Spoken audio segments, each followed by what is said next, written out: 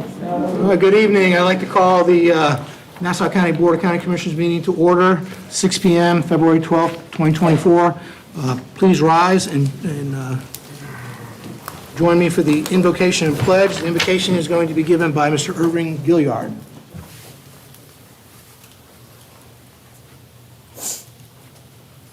Good evening, everyone. Our Heavenly Father, we honor you, we praise you, we give you all the honor and all the glory. As we begin this meeting, we ask that you just touch the hearts and the minds of our commissioners, that as they discuss and make decisions concerning the citizens of Nassau County, that you lead and guide them in the best interests of our citizens. Continue to look on those that support them, the county attorney's office, county manager's office, and we ask a blessing upon our first responders. Just keep them safe through dangers they see and dangers they may not see. Just look on our armed forces that they keep us safe, keep this country safe. Again, look on the citizens of Nassau County and bless us. In your holy name we pray. Amen. Amen. Amen. Please join me in the Pledge of Allegiance to the flag of our country. I pledge allegiance to the flag of the United States of America and to the republic for which it stands, one nation, under God, indivisible, with liberty and justice for all.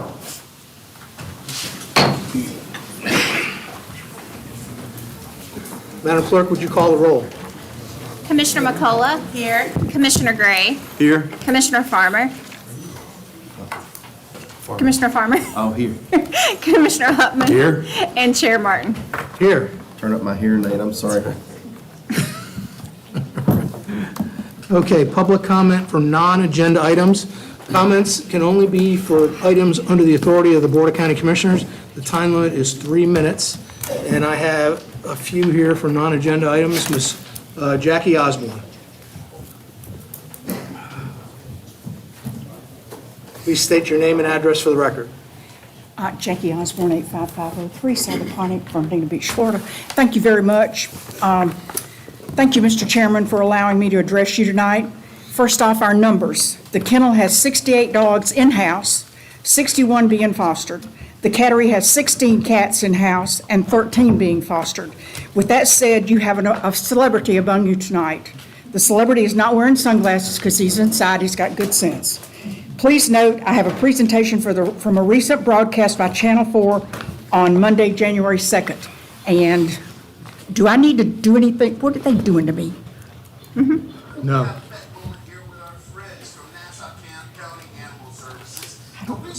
IT, can we turn it up? All of our shelters due to high volume rescues from boarding situations, the exposure of puppy mills, and sadly, owner surrenders. But we're here to talk about the positive ways you can help on a local level. County Animal Services. So thank you guys for coming down with us and sharing your story. Thanks. So really quick, we have our ambassador here. So you guys said he was named by a poll that you guys posted on your site. What's his official name? So his official name is going to be Teddy Bear. Teddy Bear. I mean, it fits because he's walking around here just super calm and chill, just a big love bug, aren't you? Now, but one of your animals that we're actually going to talk about, Ozzy, he's a resident. He's looking for a forever home. Can we see Ozzy real quick? You guys tell us about it. Aw. Sweet boy. He loves to cuddle and play with dogs and everything. He's really great. To take home with you. And all of our adoptions are actually free right now. So if you want to come get a dog or a cat, there's things for adoption. Now tell us a bit about Nassau County Animal Services. Like we know there's different shelters all around Jacksonville, County area. We know that there's another one out there. It's like, oh, there's one more. So there's always pets that are looking for forever homes. Yeah, we're located in Greeley, Florida. And we're the government shelter for Nassau County. So we have over 100 dogs right now. Since the beginning of the year, we've gotten over 125 animals coming. Oh, that's a lot of pressure for these animals because they need these spaces. So having said that, are you guys open for having foster out and help you guys get them out so they can be dogs without all the pressure of being around a bunch of other dogs? Absolutely, especially right now. We're trying to get as many fosters as possible. Now you guys into donations as well? Absolutely, yeah. We'll take What kind of events do you Whether think? it's from towels, or to them, or beds, or anything. Oh, you guys have any events coming up? We have a few adoption events coming up, and also this is Teddy, like you said, the ambassador, and he's gonna be going around to different schools in Nassau County and Duval County. Showing them how shows the town. So that's actually surprised about it. Like, so a lot of people, they're like, oh, I want to do that. Has he no shame? They kind of made some foundation, so it's like, we're not gonna be rehoming one place. Right, exactly. And what's the process like for adoption? You suggest getting dogs, bring other dogs, bring them. We have other dogs for the shelter that continue to remain there. We have a Nassau County Animal Service Adoption Express, so we can bring the dogs to your house, actually. As long as you're in Nassau County. Okay, I was about to say curbside, oh, curbside for sure. If you want to see Ozzy or something, or pets that you have in your spot, where can they find them online? So they're on Nassau County Animal Facebook Service, on page. Facebook, yes, and, Every single animal we have is posted on Facebook. Alright. The minute they come in. Alright, people, so like we said, there are a lot of fur babies looking for forever homes. Just some foster homes as we get through the winter and get into the spring, so plenty of ways to take care of that. They told you how to keep up with them socially and on the interweb, so thank you guys for coming out. Nice to meet you officially, Teddy Bear. I gotta say that Elvis Presley song with this walkout music. Now, when we come back, we're gonna be digging into some River City Beats interview style. Don't go anywhere. Thank you. I'm hurrying, Chairman. I'd like to introduce you to the star of the show. That would be Teddy Bear. Teddy Bear is the Goodwill Ambassador for Nassau County Animal Shelter. Accompanying him is his co-star, Mr. Marty Pruitt, Animal Control Officer and Field Training Officer. I have taken the liberty of giving each one of you an autographed picture of Teddy Bear. I know that you will put it in a frame and hang it at your house and come out and get an animal. Don't buy an animal, get an animal. Thank you so much. Thank you, Ms. Osborne.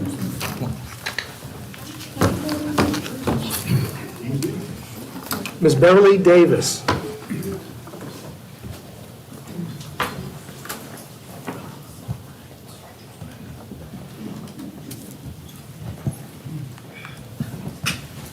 Welcome, Ms. Davis. Please state your name and address for the record. Beverly Davis, 5436 Irvin Street, American Beach. I'm speaking regarding the READY grant. First, I'd like to go on record to say we are requesting an extension of the February 16th deadline set by St. Johns River. One, because we had 3 weeks to come up with 79 people. That's a short turnaround. Two, there's been some lack of clarity. Example, on the removal of the high-cost electrical septic systems that people have that cost from $20,000 to $40,000. It's not clear if they're going to be removed, or if they're removed, how much, if any, additional costs will happen. And this has a bearing on people signing up, knowing exactly what the cost is for them. So that's the concern and the request around the READY grant. Thank you, ma'am. Typically on non-agenda items, we don't respond to them now, but I've got your contact information, and I will give this to the county manager, and he can follow up with you. Okay, thank you. And I think we're doing a great job because we are at like 66, but like I said, we have like one more week, and in 2 weeks we had to. Yes, ma'am. Yeah, thank you. Thank you.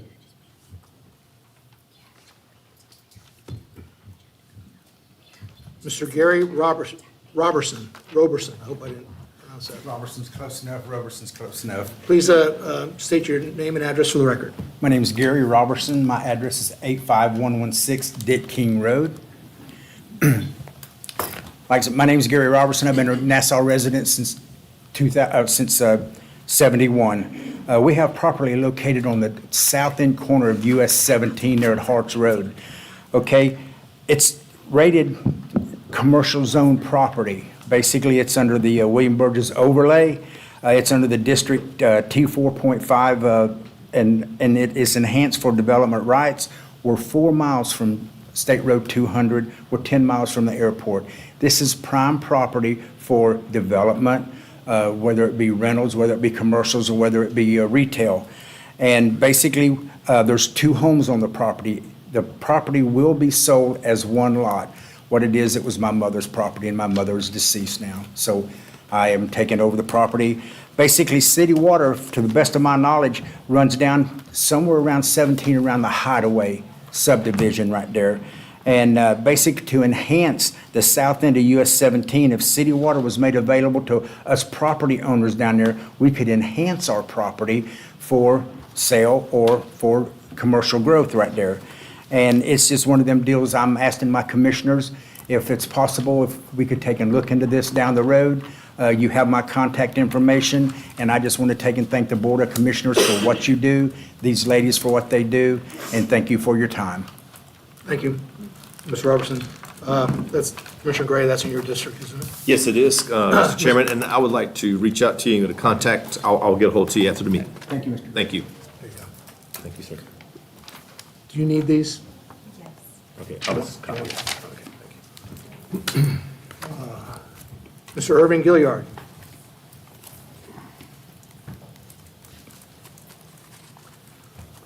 Good evening again. I was going to talk on the ready grant, but since Ms. Davis already did, I'll relinquish my time. Thank you. Thank you, Mr. Gilliard. Mr. Will Evans. Mr. Evans, please state your name and address for the record. Will Evans, address American Beach, Evans Rendezvous. I'm here to talk on 2 agenda items, but I'm going to save the Evans Rendezvous for when they actually come up. But what I want to do in my other life, I am the Chief Program Officer for Changing Homelessness, and we recently conducted a point-in-time count 2 weeks ago here in Nassau County, and I just wanted to identify the fact that we do have some pending funding available for those individuals and families who may be unhoused. So I just wanted to make that announcement and that information available to the Nassau County Commissioners for that information can be distributed accordingly. Okay, thank you. And Mr. Evans, would you please state your specific address for the record? 4324 Hanging Moss Drive. Thank you. And so you want to speak again on an agenda? Is it on an agenda item? Yes, the Evans Rendezvous. It's a long agenda. Could you tell me what tab that is? That would be tab, it's under A. I'm sorry, B. I apologize. Okay. Do you want to speak before or after the presentation? I'll do it afterwards. Okay. Thank you, sir. Thank you.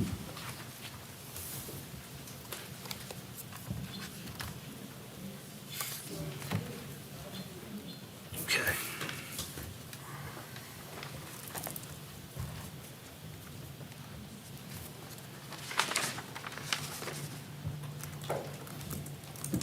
Mr. Casey Jones. Thank you. Please state your name and address for the record. How y'all doing, everybody? Casey Jones, 13150 Yamasi Trail, with Florida Sea Turtle Watch. And hadn't been here in a while and just checked in with a bunch of y'all. I think I reached out to almost everybody just to check and see what, what has happened in the last, few months that it hadn't been sea turtle season. And we or y'all, I want to say y'all did a great job with the sea turtles last year. The information that y'all put out, great things happened that necessarily hadn't happened in years past. I know y'all mailed out a bunch of mail about the sea turtles to all the beachfront property. That was huge, because it's about education to the public, right? So if there's no communication, but that got fixed last year. So That was huge. I know y'all did, you know, like I said, getting the information to the public and letting them know how dangerous light pollution is to not only the mother sea turtles, but the babies too. So we all want them to go eastbound and not westbound into the dunes. So that's very important, right? I mean, that's why I'm here. I know y'all took a big step on fixing code enforcement. I think y'all, that was another huge thing. But, you know, you still, not that I've heard of, you still hold that reward for the lighting ordinance, unless I missed something. And of course, that's why I came last year. And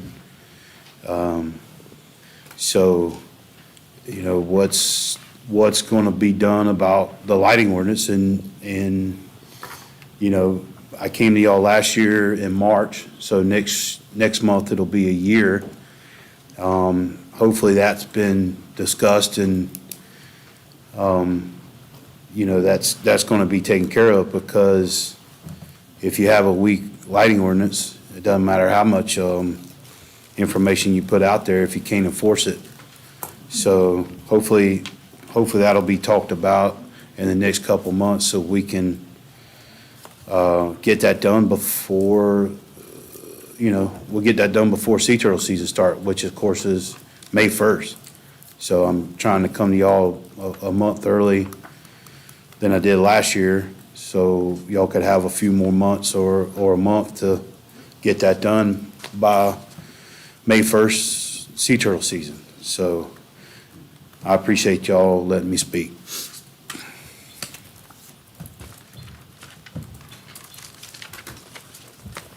That's all I have for non-agenda item requests to speak, so we will move into public comment for agenda items.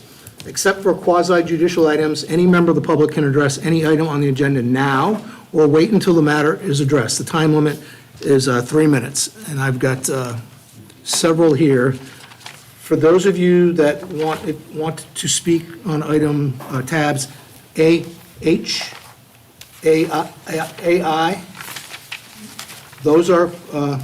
you cannot speak on them ahead of time. You have to wait until that agenda item is brought up, because they are quasi-judicial. So the others that I have here for agenda items, Ms. Pamela McCorkle-Buncombe for tab B.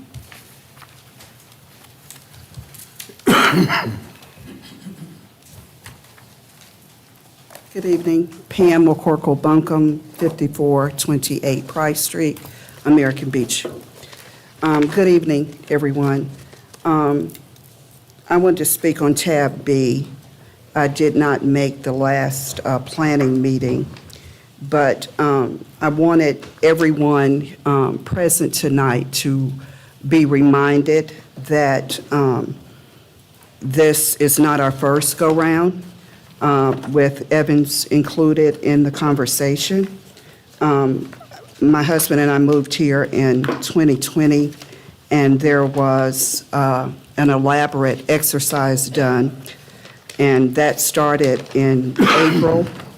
I've got a flyer here, April of 2021, where we had a major meeting and walkabout in our neighborhood to discuss what was coined at the time Nassau County, Florida, American Beach Cultural Heritage Experience Enhancement Initiative. A mouthful, yes. We are concerned that we will be using the quote of a famous Yankee baseball player, New York Yankees baseball player, Yogi Berra. It's like deja vu all over again.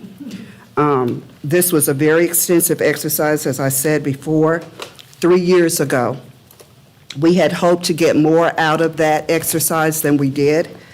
Our concerns this time is that we could be repeating that. Our neighborhood has been responsive, and we are concerned that if our, as this report indicated, our concerns that were shared were not prioritized and included in the priorities. So we want to make sure somehow that you understand that we are engaged, that we are sharing, that we are letting the team know our concerns. And our concerns have been captured in some of this, just not prioritized. Given the history of this community that's on the National Register of Historic Places, I would hate to think, particularly during a month like this for our country, Black History Month, that we would be repeating history by not acknowledging what the community needs right now and what the people that actually live there, particularly folks like me and others that live there year-round. So hopefully when we get finished with this exercise, which we overall are very excited about the potential, we hope that we will not have to repeat a very famous writer and civil rights activist, James Baldwin, by saying, "I can't believe what you say because I see what you do." We appreciate your help and your listening ears and your willingness to respond to our concerns. Thank you. Thank you, Ms. Buckham.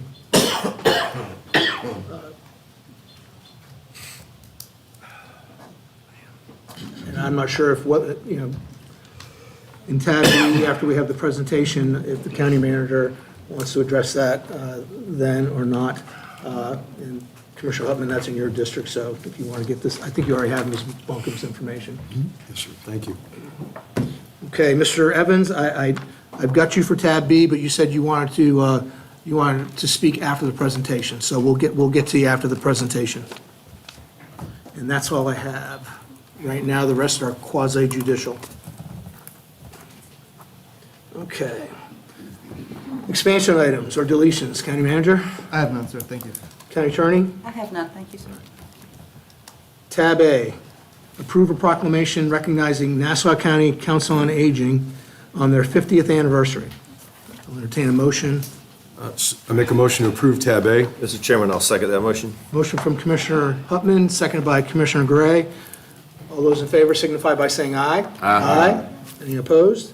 Motion carries. Ms. Janice Ankrum, will you meet me at the podium? I'm here, John.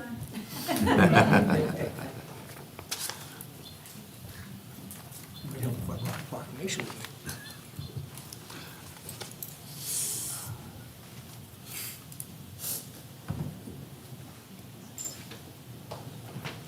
All right. Good to see you. Come on here. All right. A proclamation of the Nassau County Board of County Commissioners celebrating Nassau County Council on Aging's 50th anniversary. Whereas Nassau County Council on Aging was formed in February 1974, and whereas Nassau County Council on Aging is a nonprofit 501c3 with a mission to enhance the lives of older adults through services and compassionate care designed to improve the health, independence, and economic security of all Nassau County seniors and their families.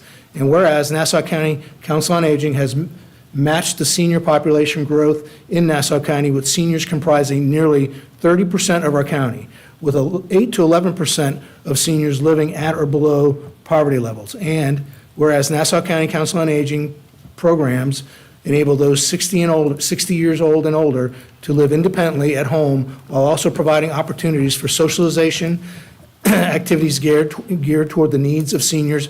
And whereas Nassau County Council on Aging's early services met seniors' immediate needs such as household chores, meals, and transportation.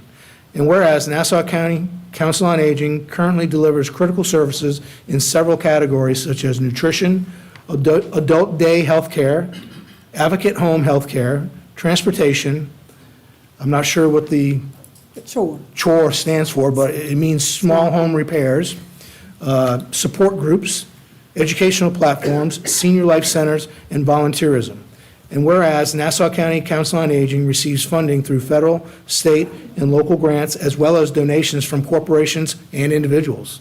And whereas in 2022, Nassau County Council on Aging provided more than 45,000 meals to seniors, assisted with 22,000 hours of personal care, companionship, shopping, and caregiver respite, provided 52,000 trips with 23 vehicles, and had nearly 300 volunteers provide 10,274, to be exact, hours of service to Nassau County seniors.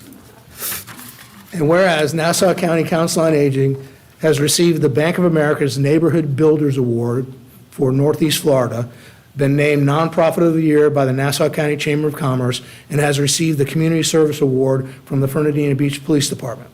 And whereas Nassau County Council on Aging is looking forward to its next 50 years, you going to be there? No. To its next 50 years in providing targeted services of comprehensive, compassionate care that not only foster independence, but also help clients remain active, valued members of the community. And whereas the Nassau County Council on Aging will celebrate its 50th anniversary on February 15th, 2024. Now, therefore, be it proclaimed that the Board of County Commissioners of Nassau County, Florida, on this 12th day of February, 2024, hereby extend its sincere congratulations to Nassau County Council on Aging on their 50th anniversary, and thanks them for their longtime service and dedication to the residents of Nassau County. Signed by me as chairman of the board, our clerk, John Crawford, and our county attorney, Denise May. Congratulations.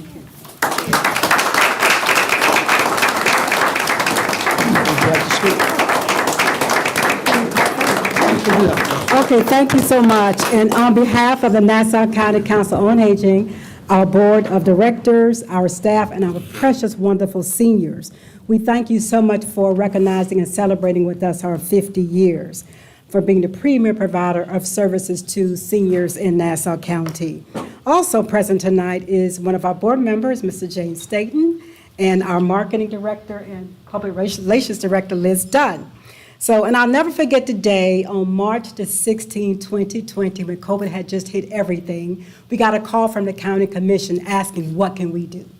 And that year you helped us so much by helping us to provide 95,000 meals to seniors who were homebound and couldn't get out because of COVID. So thank you, not just for that, but for what you do for us all year round and for recognizing us for 50 years in this community. Thank you very much.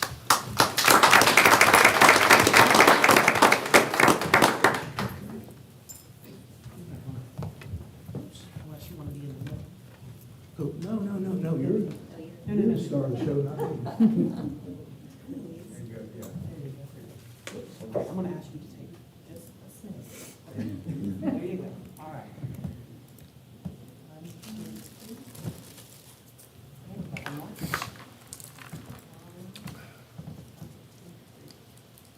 Thank you. Thank you. They put on a very good gala, too, so if you want a really good night out at the Ritz. You're all invited next year. See Janice next year. Yes. Thank you.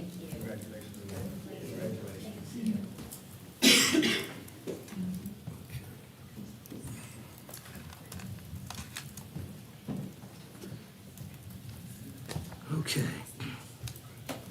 That moves us into presentations, and the time limit will be 15 minutes. Tab B, Community Planning Collaborative regarding American Beach Neighborhood Planning.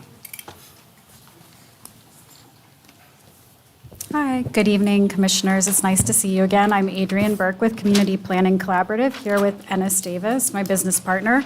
And we were here a couple months ago to give you an update on the work we've been doing with the American Beach community around Evans Rendezvous, and we're here to provide another update. We've come to kind of a conclusion point for where we are with this process. We wanted to give you that information tonight.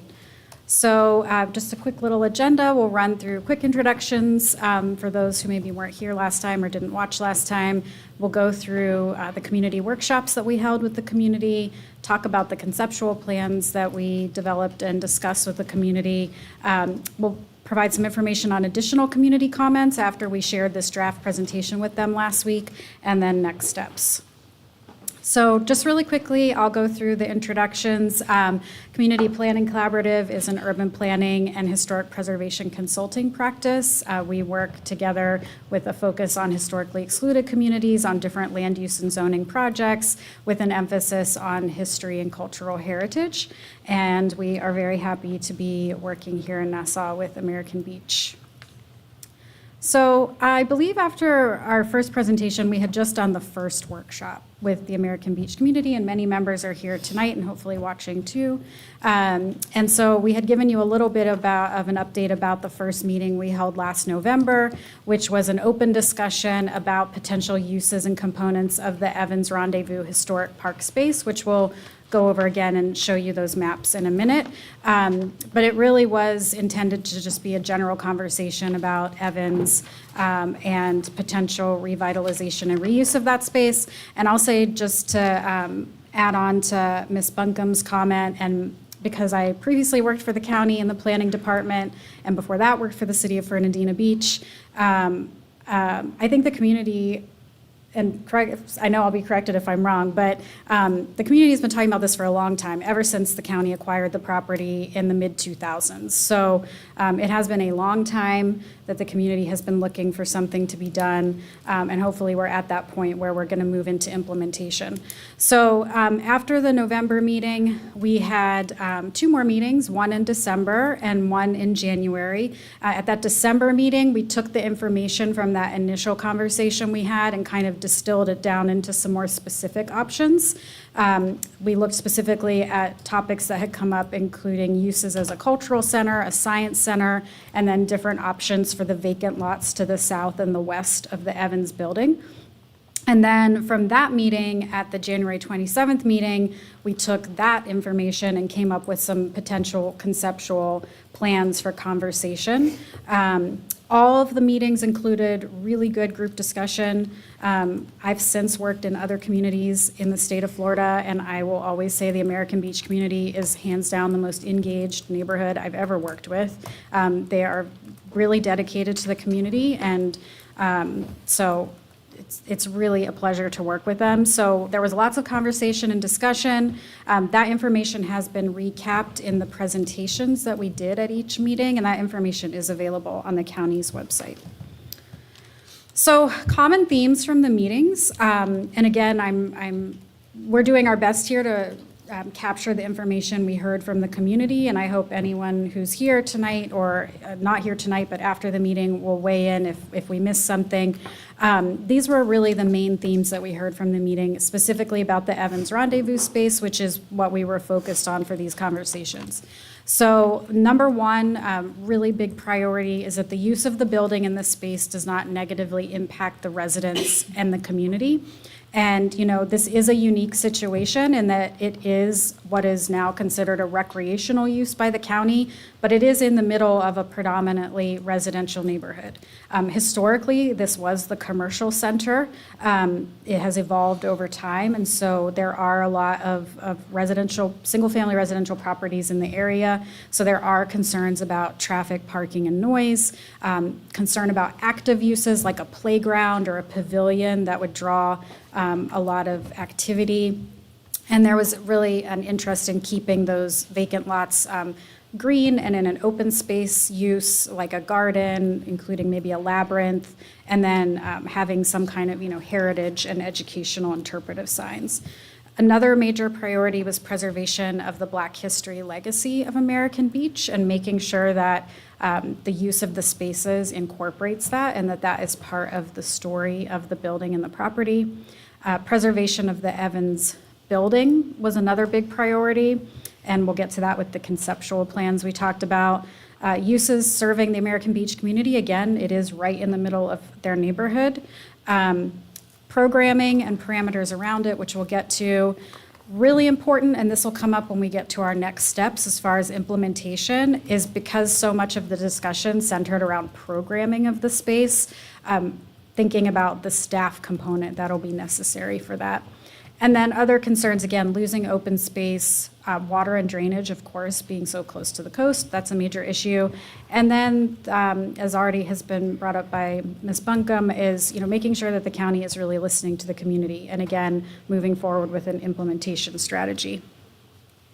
So with that, I'm going to turn it over to Ennis to talk a little bit about the conceptual plans. Thank you. So as Adrian mentioned, we had a lot of great feedback.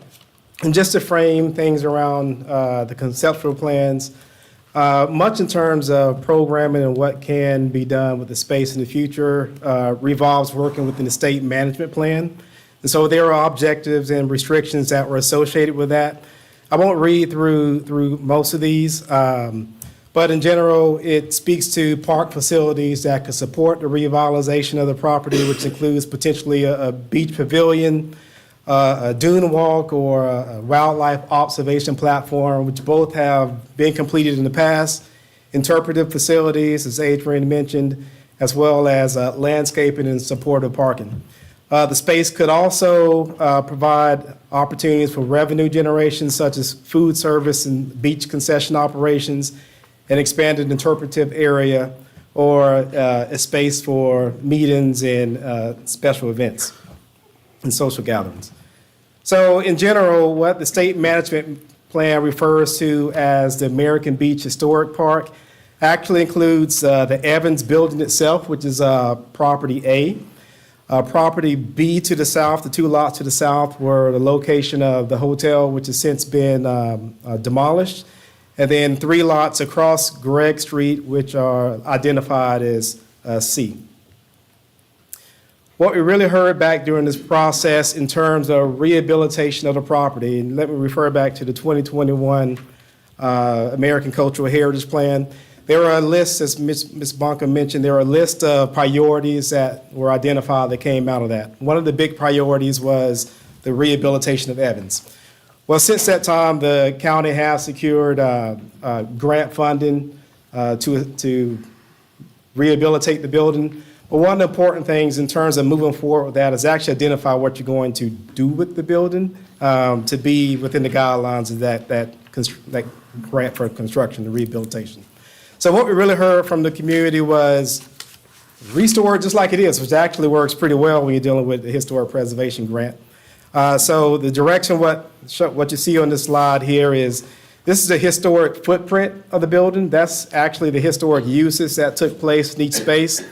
But in terms of a recommendation that kind of moved forward through this process was to restore the structure itself to the way it was. So from a historic structural component.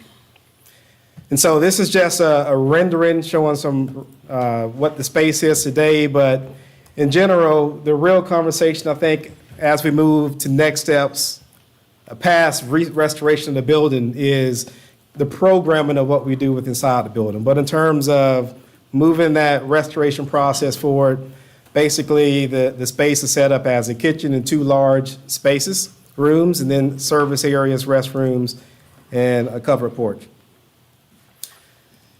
So these, what you see before you, are actually AI-generated pictures, so they're not real pictures. And it's crazy what AI is doing these days. But during the conversation with community members, several types of events around programming took place. And so using AI, we're able to generate what these things might look like. You know, programming could be community dinners, or using the space as an artist and writer for artist and writer programs, or even lecturing events. Using the space to tell history and culture, such as exhibit walls, small special events such as music events, or even using these as multi-purpose spaces such as for educating students and creating programs with universities around research in the area. In terms of the vacant lots surrounding Evans, there is also a lot of information provided that fits within the state management plan. What these pictures kind of show is, these are actually real pictures, but what these do show is similar environments within this coastal region and environmental climate of parks that have accommodated some of the things that came out of those meetings, such as use of native landscaping, the use of interpretive markers to tell the cultural history and rich history of Evans and the surrounding community, the use of artwork such as sculptures to kind of pay homage to those of American Beach's past.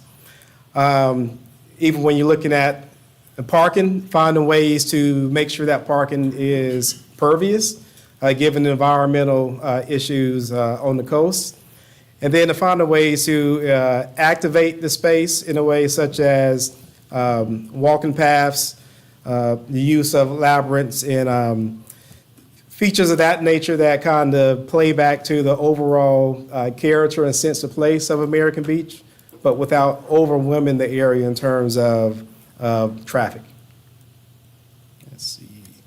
And so this here is just a rendering again, but taking those elements and kind of laying them out and saying, in general, this is how something like that could look. It doesn't mean it has to look like this. So I want to stress that this isn't a real plan. It's just concepts based off of things that came out during the meeting process. So this just basically shows the building itself, along with some of those uses within the lots to the south and to the west. Kind of zooming into the 3 lots on the west, there's enough property there to find ways to accommodate a little bit of parking without overwhelming the area, but providing some support for those using the building itself, but also have an opportunity to have a kind of native-oriented open green area, that green space, that can actually naturally start to reconnect the dune on the beach with Nana, but really create a cohesive centerpiece for American Beach. This just shows the 2 lots to the south of the building itself, showing the extension of that path and kind of how it could connect all the overall property together, but form this connection between Nana itself and the wildlife overlook, which is the the boardwalk that was already completed several years ago.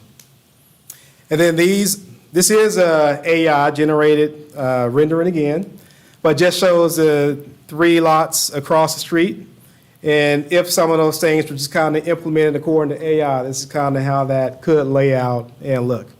So this pretty much shows, if it says no parking, that's Gregg Street, you're looking basically west towards the dune. And so what this rendering shows what that could look like as a footpath or a pavilion or something that connects the dune with Evans itself, and more of a natural landscape, open recreational area.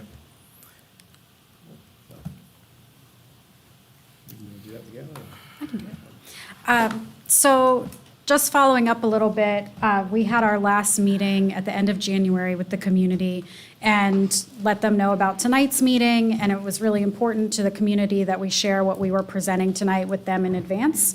So we did share this draft presentation with them, and we did get just a few additional comments that I wanted to make sure were included. One of the community members recommended maybe a goal statement needed to be created for this overall project, just as a focus point. From the very first meeting we had back in November, there have already been conversations by some community members about a potential partnership with FAMU and Edward Waters universities, because they already have established connections with the National Oceanic and Atmospheric Administration regarding science education for college students. So there is a discussion about utilizing the image you saw about potential multi-purpose space to bring in students. That is a very real interest of the community, and there are conversations about that are happening. The Gullah Geechee Nation has also been talked to about using the space for education and cultural events. Friends of American Beach representatives, and I'm not sure if anyone's going to speak tonight from the Friends group, but there is a definite willingness and interest in fundraising. We're almost done, I promise. We had one community member just reiterate that, keeping in mind this is a residential neighborhood, they're not in favor of any particular commercial type use that might attract litter noise or cooking odors. And then there was consideration for how to orient some of the vehicle and pedestrian traffic. Related to the next meetings, a couple comments were about the crossroads. We'll talk about that next. And just to clarify, in case anyone is not sure, the white 2-story building that is just to the north of Evans Rendezvous, that is not part of the Evans Rendezvous building. That is a privately owned property. So really quickly, next steps, wrapping up. I'm going to let Ennis talk really quickly about the next steps specifically. I'm going to talk about the questions and needs moving forward. One of them is, again, like I touched upon, the staffing and management component. If it is a programmed space, that's going to need some kind of focused staff attention.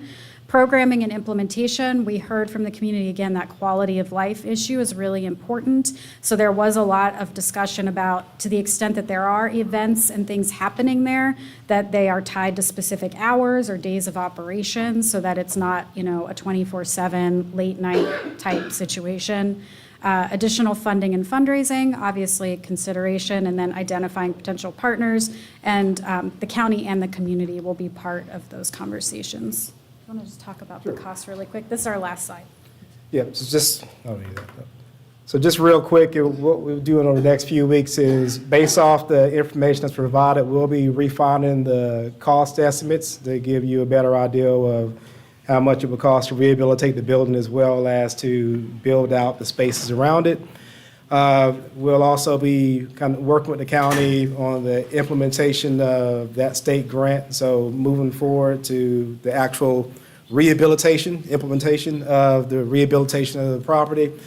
And then this spring, starting in March, we're going to be looking at a larger conversation around the crossroads. And the crossroads basically being the general area around the intersection of Gregg and Lewis Streets. Evans just a small piece of that, but we're going to kind of try to work through and build consensus on around what that space should be in general moving forward.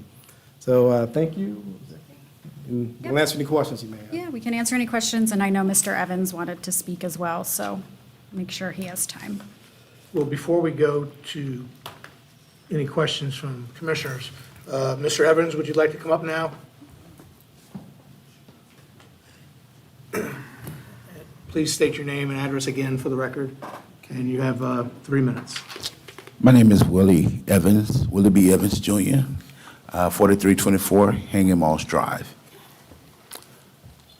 Once again, my name is Willie B. Evans Jr. I am the son of Willie B. Evans Sr.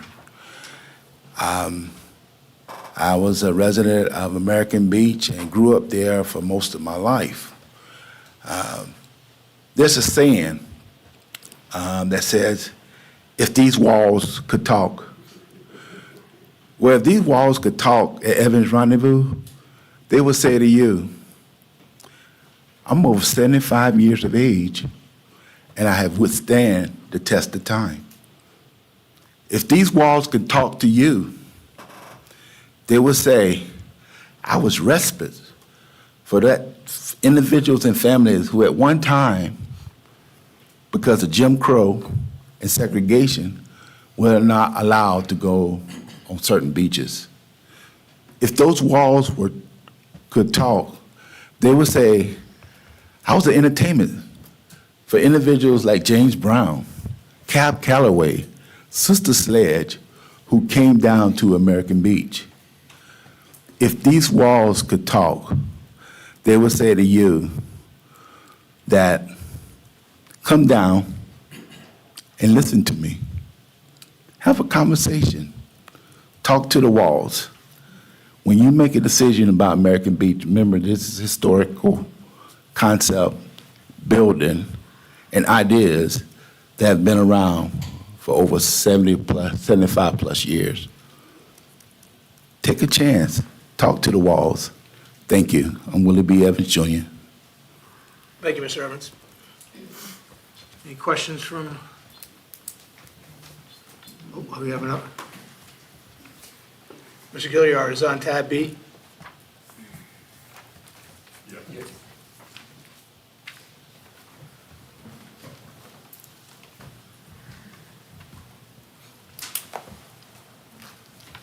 Pastor Jones, please state your name and address for the record. Yes, Pastor Carlton Jones at 95580 Burney Road, Fernandina Beach, Florida. Just wanted to give a little bit of additional support. We do have, we've been raising funds for Evans Rendezvous. That was really the purpose of Friends of American Beach. 24 years ago, around 2000, 2001, the community came together and sought a way to maybe save it. from development, because there were several developers that had plans, but none of them really had the financial wherewithal to meet the price to acquire the property. So at that particular time, I happened to be on the board of the Trust for Public Land, and I served as the Northeast Florida Regional Chair. And I was actually the vice chair, but I was put in as chair because the chair actually was in the hospital and was critically ill. And so I just happened to be at the right place at the right time to have input, because about that time, I had bought a lot up here. And so I was very familiar with the history. And so that being said, it's been 24 years that we have actually worked with the county. Most of that money none of the money really came from the county. We basically, through the Trust for Public Land, was able to get federal funds, matching funds. There was a lot of money that went into the pot. And the county was actually the beneficiary or the trustee, because at that time, Friends had not been formed, and also you needed a custodian of the property. And so the Park Service was involved. There's also historic preservation, and we're also very much part of the dune system, which is part of the Timuquana Preserve. So it's a lot of reasons why this is a very important project. History-wise, as Mr. Evans shared, if those walls could talk. And some of the renovation money was actually because of Adrienne Burke when she was planning director. We spent many evenings, trying to go after grants. And she worked way past work time to do this. So I think that we're now at a point that we're building community consensus, and I think we have several educational systems that really see this as a treasure, an opportunity to educate Florida residents. And the Trust for Public Land has also recently said they would like to get involved. We've also gotten in touch with several national organizations that are tied to preservation. They actually were here for an Nassau conference a couple of months ago and renewed their commitment, because it's all tied to the history. And it's a story. And, as far as this story is one that actually is still very relevant today. And so we thank you for allowing us to work on this opportunity. Thank you. Thank you. Do commissioners have any questions, comments?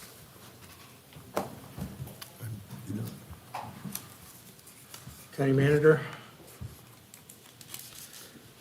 Well, I have just a general comment. To the team that's consulting for us, and I think you're already doing this, but I just want to state it for the record, we don't want to do anything that the majority of the community doesn't want. At least I'm speaking for myself. I hope my colleagues would agree. We're not going to tell you what to do, because it's not what we want, it's what the community wants. So I know that you can't make everybody in the community, you're not going to get 100% buy-in on every idea that you present to us. But as long as we have, I don't know what an overwhelming majority would be, but as long as we have a good majority of the folks in American Beach are on the same page with what could be done out there, then I'm all for it. The biggest issue I see happening, or being a problem to overcome, is going to be parking. Even if you have whatever uses that it's used for, if any of them are going to attract a significant number of folks there, we've got to figure out how parking is going to work, or we can't have those type of uses there. So that's just my 2 cents on that. Commissioner Hutman. Yeah, thanks. I'll take my nickel back. I've been engaged in talking to many of the folks down there in the community directly. Those conversations continue. I think I've mirrored what Commissioner Martin said, is that there's got to be a community vision, long-term, to figure out what is this going to look like and how's it going to work. So to me, the process continues. To Adrian and Ennis, thanks. I think we've still got work to do, is what I hear, as we shape this going forward. So we'll stay engaged and keep the lines of communication open as we get there. Thank you, Commissioner Hutman. Any other commissioners have anything? Okay, thank you. Now we will move into the consent items.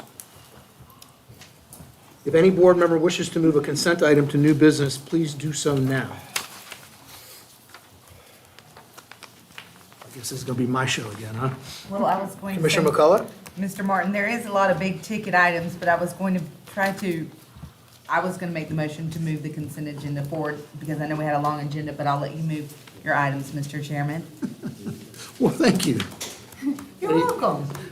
Okay, I would like to move the following tabs from the consent agenda to new business. Tab J, L, M, N, O, P, R, S, and U. So at this time, I'll entertain a motion to approve the consent agenda minus the tabs that I just moved to new business. I make a motion, Mr. Chairman, that we approve everything with the exception of J, L, M, N, O, P, R, S, and U. Second. Motion from Commissioner Farmer, second by Commissioner Hutman. All those in favor signify by saying aye. Aye. Opposed? Motion carries. So now we'll go into new business.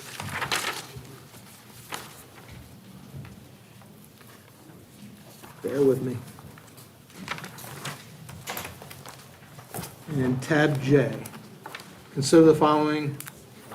Approve the evaluation committee selection in response to request for proposal NC 23-28R for Nassau Crossing Field Sod Irrigation Installation Services with Florida Carter Corporation.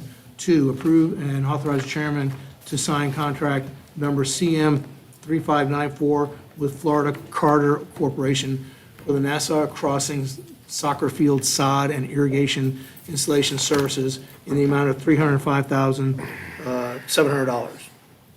And the reason I moved this, and I'm county manager, assistant county manager, I'm not sure, but the reason I asked to move this was I noticed that this was the only proposal submitted, this company, and I wanted to confirm for the record how it's being paid for. And I spoke with assistant county manager Ironman earlier about this. Yes, sir. This is going to be paid for through recreation impact fees. So this is part of the build out of the community park there on William Bridges Boulevard and the Nassau Crossings development. In short, we initially had programmed the field space to generally be graded, just seated, and it would just kind of function as an open space for people to play. As you all know, the demand for practice fields in the Yulee area is astronomical. It's by far the highest in the county. And so we made a decision as a team to move in the direction of improving the drainage a little bit better, sloping it a little bit better, and doing sod instead of seed so that it could be used as a playing surface and really facilitate program youth athletics practice facilities. And so it required us to kind of go back to the drawing board. It's all within budget. We were able to have other cost savings within the project in order to make this a slightly higher level playing field than was originally intended, and so we'll come through recreation impact fees. All right, thank you. I'll entertain a motion for tab J. So moved. Second. Motion from Commissioner Gray, second from Commissioner Farmer. Sorry. Sorry about that. Commissioner Hutman, any discussion? All those in favor signify by saying aye.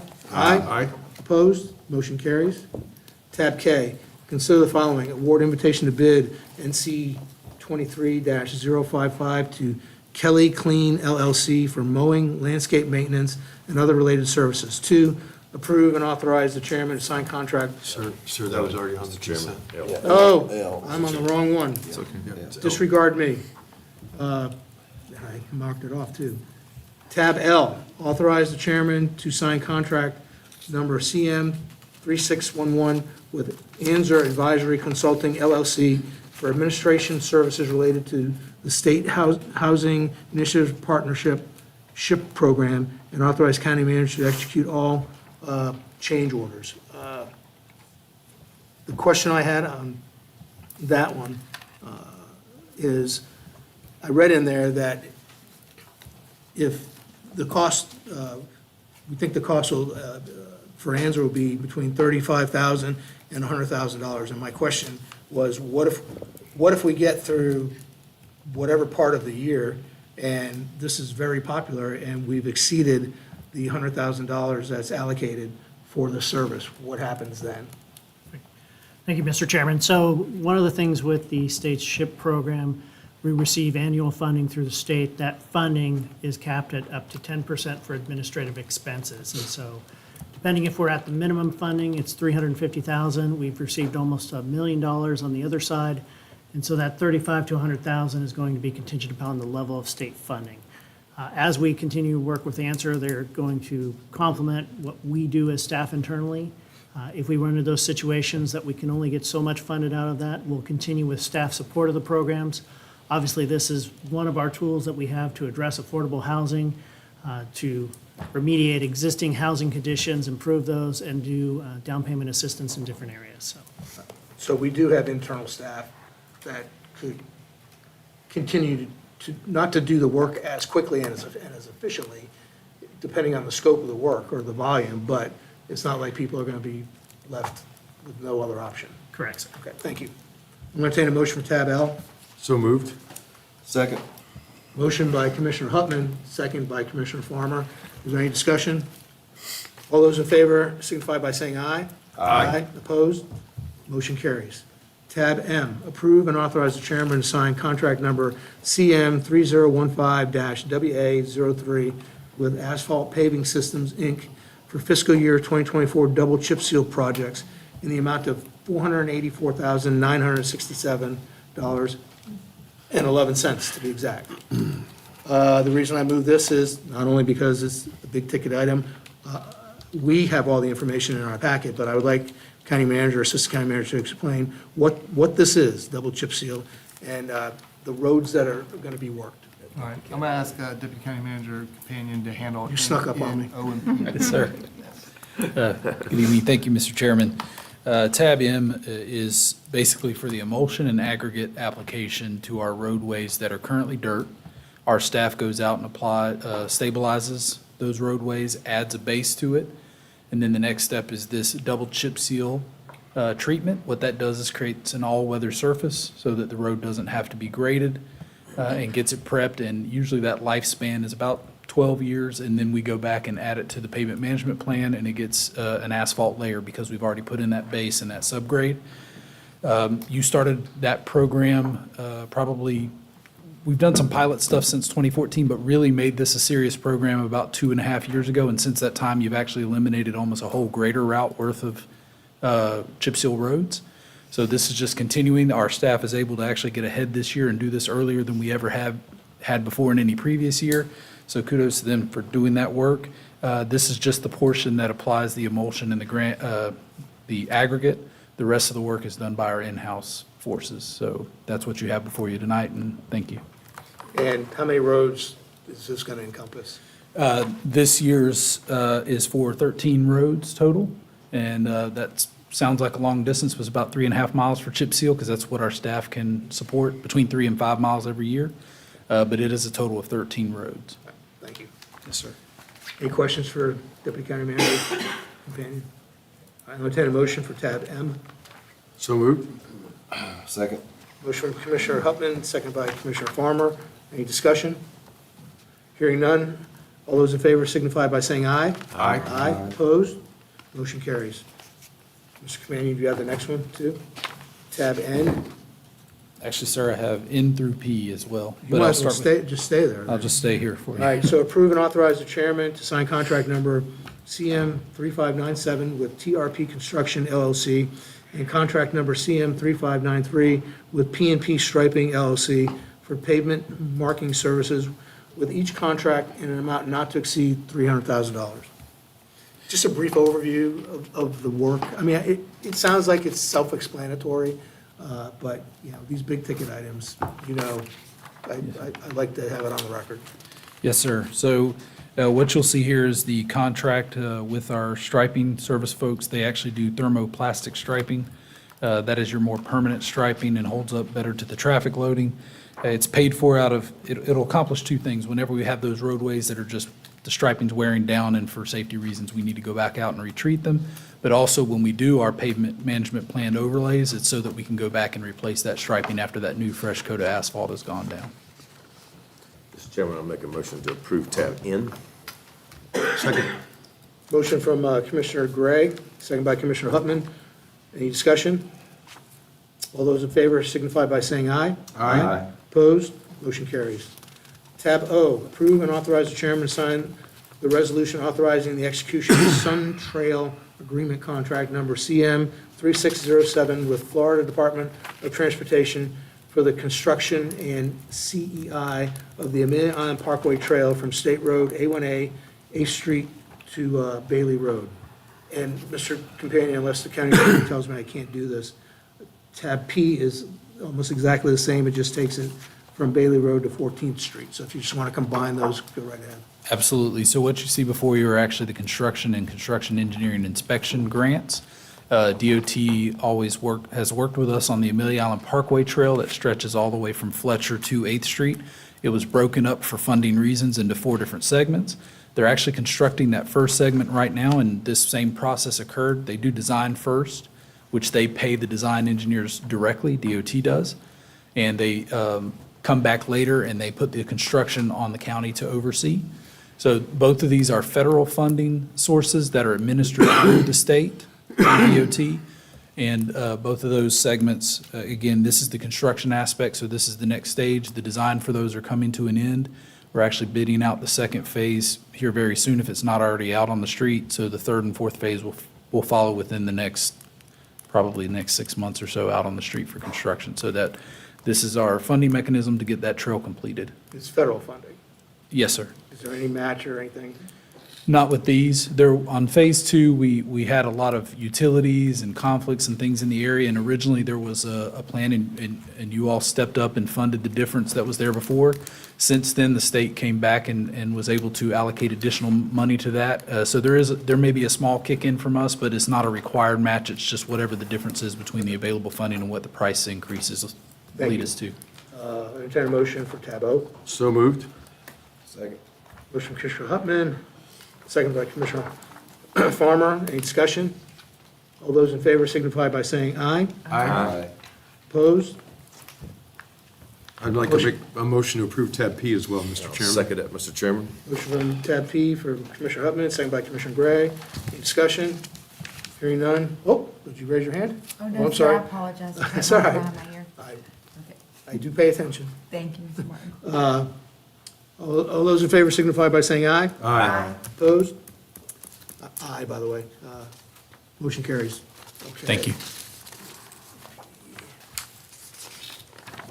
Tab R. Consider the following. 1, award invitation to bid NC 23-050 to Tim Prep, Inc. to furnish and deliver road-based materials, crushed concrete and asphalt millings. 2, authorize the chairman to sign contract number CM 3595 with Tim Prep, Inc. to furnish and deliver road-based materials, crushed concrete and asphalt mining millings in an amount not to exceed $900,000 per year for the initial contract term with 4 one-year renewal options, also not to exceed $900,000 per year. And whoever's going to address this one, you might as well go ahead and talk about tab S also. Yes, sir, I'll take this one. I know that you all see it because you get the same phone calls and emails that we do. It requires a considerable amount of aggregate in order to maintain the miles of dirt roads that we have in Nassau County. What we learned over the years is ensuring that we have healthy stockpiles of said aggregate ensures that we're never in a position where an emergency arises and we are without. And so this allows us to ensure that our stockpiles remain, and we are able to respond at a moment's notice to things like a couple weeks ago when we had the, 7, 8 inches of rain all at one time. We had multiple washouts, and we mobilized our entire road and bridge crew and put many roads back together within a matter of hours. And so this is simply the mechanism that allows us to continue to have aggregate on. I'll entertain a motion for tabs R and S. Make a motion that we approve tabs R and S. Second, Mr. Chairman. Motion from Commissioner Farmer, second by Commissioner Hupman. Any discussion? Yeah, I'm thankful we don't have a salt budget. Because we're not up north, sir. Oh, So, okay. yeah. All those in favor signify by saying aye. Aye. Opposed? Motion carries. Is that when the pumpkins turn? Oh, it's, Tab U, approve and authorize the chairman to sign contract number CM 2811-A2 with Beach Raker LLC in the amount of $324,000 for beach cleaning services at the county and city of Fernandina Beach beaches. Mr. Ireland. Thank you, Mr. Chairman. One of the great benefits that we get of having a tourism development tax is those funds can be utilized for cleaning up the beaches. So with the Beach Rakers contract, we utilize that funding. This is the 5th and final year of the current contract with Beach Rakers. And then basically we'd go out and seek an RFP in the future, look at the most competitive process as we renew it, and continue to move forward to make sure we are enhancing those beaches and cleaning them up through this program. Thank you. Mr. Chairman, I'd like to entertain. Okay. Well, go ahead. I'd like to make a motion to approve tab U. Second. Motion from Commissioner Gray, second by Commissioner McCullough. Under discussion, I have a comment to make. I want the county manager, please, well, and if they watch this, I'll say it directly. I think Beach Rakers does a great job overall. However, they're a little insensitive in their customer service department when there are complaints that go to them on the south end of the island specifically. I have several constituents on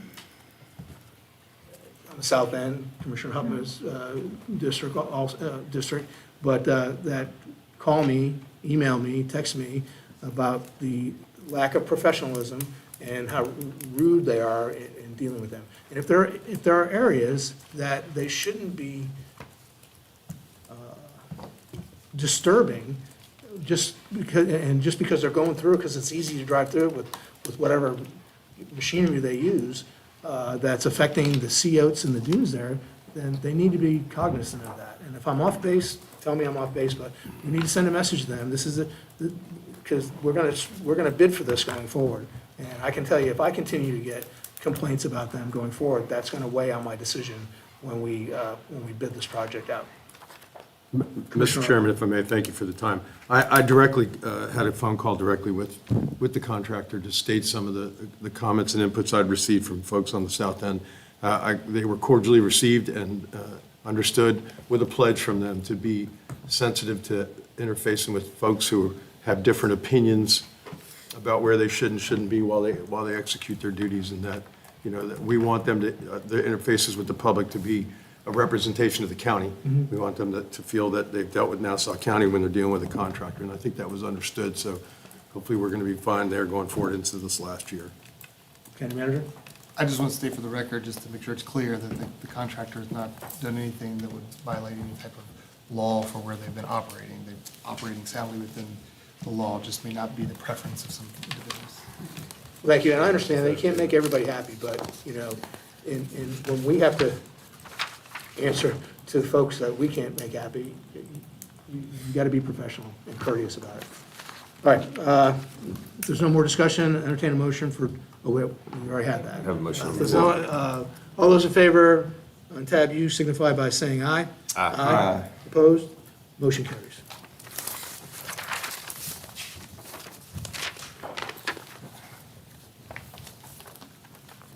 All right, continuing on new business. Any member of the public may address any item under new business at this time. Time limit is 3 minutes each. I've got some comment cards here, but because of, none for under new business. So, tab AD, consider and approve the agreement of traffic control on private roads between Pinewood Point Homeowners Association, Nassau County and the Nassau County Sheriff's Office. County Attorney. Yes, Mr. Chair. Before you is a standard agreement to allow for the Sheriff's Office to provide traffic control, meaning speeding and other violations of Chapter 316 within the Pinewood Point Homeowners Association area. These are standard agreements, three-way agreements between Nassau County, the Sheriff's Office, and the Homeowners Association. Thank you. Mr. Chairman, I'll entertain a motion for approval. You'll entertain I'll make a motion, I'm sorry, I apologize. Okay. Make a motion for approval of tab AD. Motion from Commissioner Gray, Second? second from Commissioner Hupman. Is there any discussion? Hearing none. All those in favor, tab AD, signify by saying aye. Aye. Opposed? Motion carries. Tab AE, consider a resolution rescinding Resolution 2019-109 pertaining to the statutorily mandated Nassau County Affordable Housing Advisory Committee. County Manager? Yes, sir.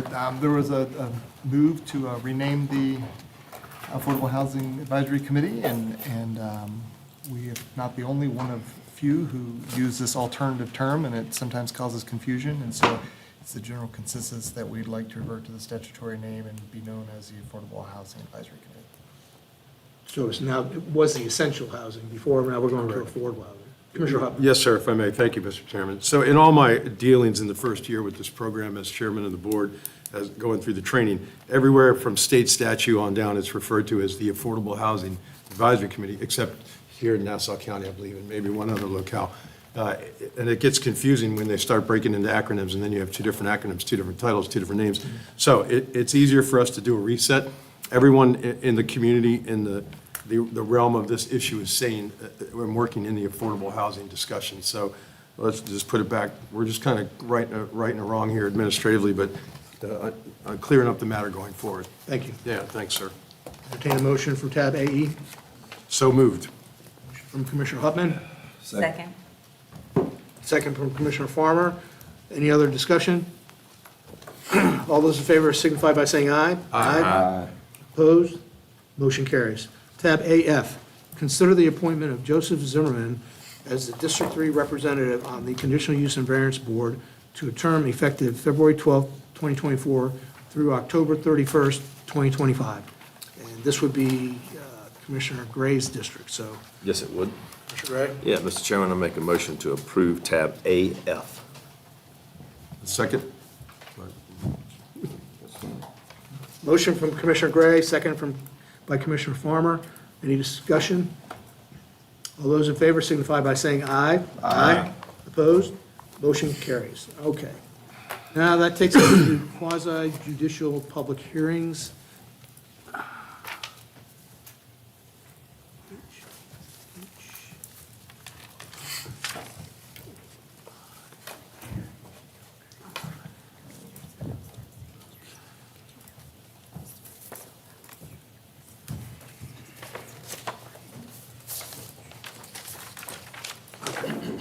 All right, quasi judicial public hearing. The following matters under consideration are quasi judicial matters, and the quasi judicial procedures will be utilized for the following. County Attorney will read the procedures. Thank you, Mr. Chair. Copies of these procedures are available at the entry to chambers next to the public comment cards. Florida statutes and the courts of Florida require that the following items be heard as quasi-judicial hearings.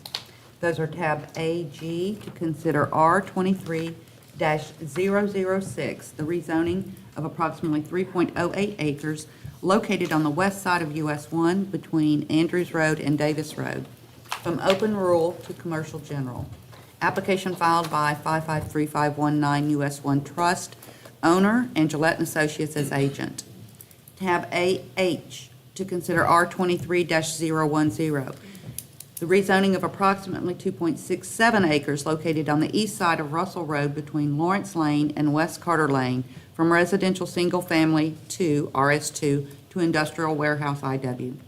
Application filed by John C. O'Neill Jr., deceased, as owner, Deborah Watson as personal representative, and Janet Ruiz as agent. Quasi-judicial hearings by state and case law are different than regular hearings conducted by the board. A quasi-judicial is less formal than a court hearing, but is similar in its evidentiary matters and procedures. Applicants have the burden of demonstrating through competent and substantial evidence that his or her application is consistent with the following requirements. As for tab AG, future land use policies FL.01.02C, FL.08.06A through G, Land Development Code Section 5.02C and D, and rezoning application criteria 12A through N. As for tab H, future land use policies FL.01D, Land Development Code Section 502C and D, and rezoning application criteria 12A through N. Those opposed Madam must... County Attorney, just, you misspoke a little bit. For the record, that was tab AH. You said H. AH, yes, sorry. My southern east sometimes does not No, get no, the you're A out, good. but yes.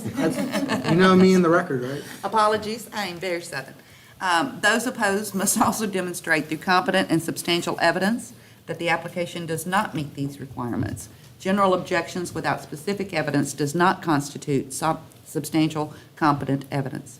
The applicant is entitled to be represented by counsel.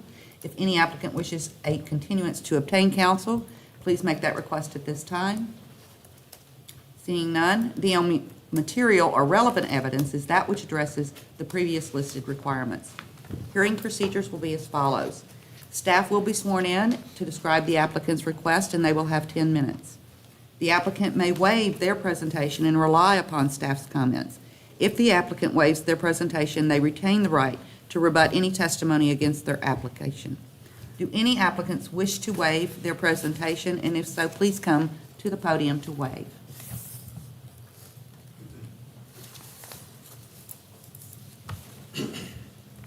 Asa Gillette, Gillette and Associates, we waive our presentation for tab AG and rely on staff comments.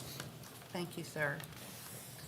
And does the applicant for AH wish to waive their presentation? Thank you. Again, applicant or representative will then have an opportunity to present evidence for your application. You will have 10 minutes for that presentation.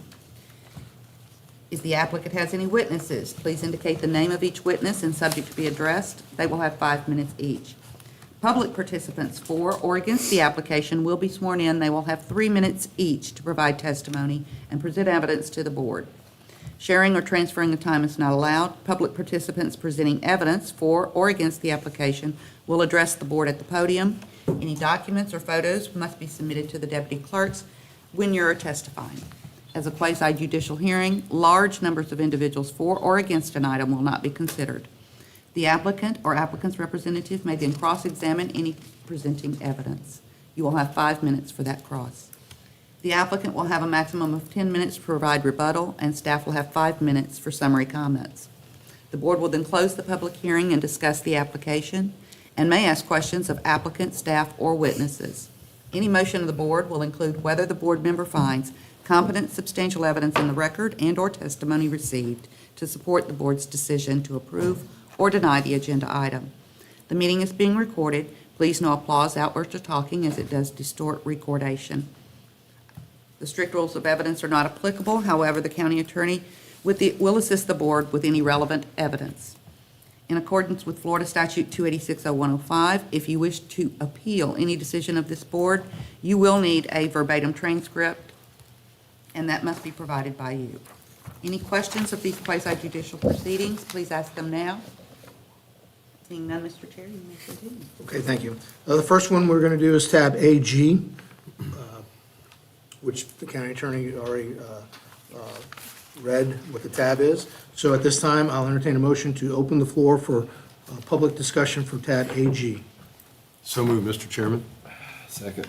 Motion from Commissioner Huttman, second by Commissioner Farmer. All those in favor signify by saying aye. Aye. Opposed? The floor is open for public discussion. Next is ex parte disclosure, including emails, letters, and any other forms of communication. Disclosure should include who the communication was with and the substance of the communication. Any ex parte disclosure for tab AG? None, Mr. Chairman. None. No. I have none. Do I have to go by name? Okay. And I also have none for tab AG. Madam Clerk, would you identify the documents submitted into the record?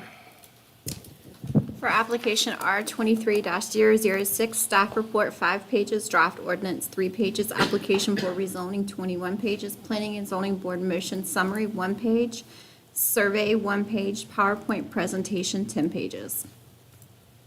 Entertain a motion to accept documents into the record for tab AG. So moved. Second? Motion from Commissioner Gray, second by Commissioner Hupman. All those in favor signify by saying aye. Aye. Opposed? Okay, staff presentation on tab AG. Jesus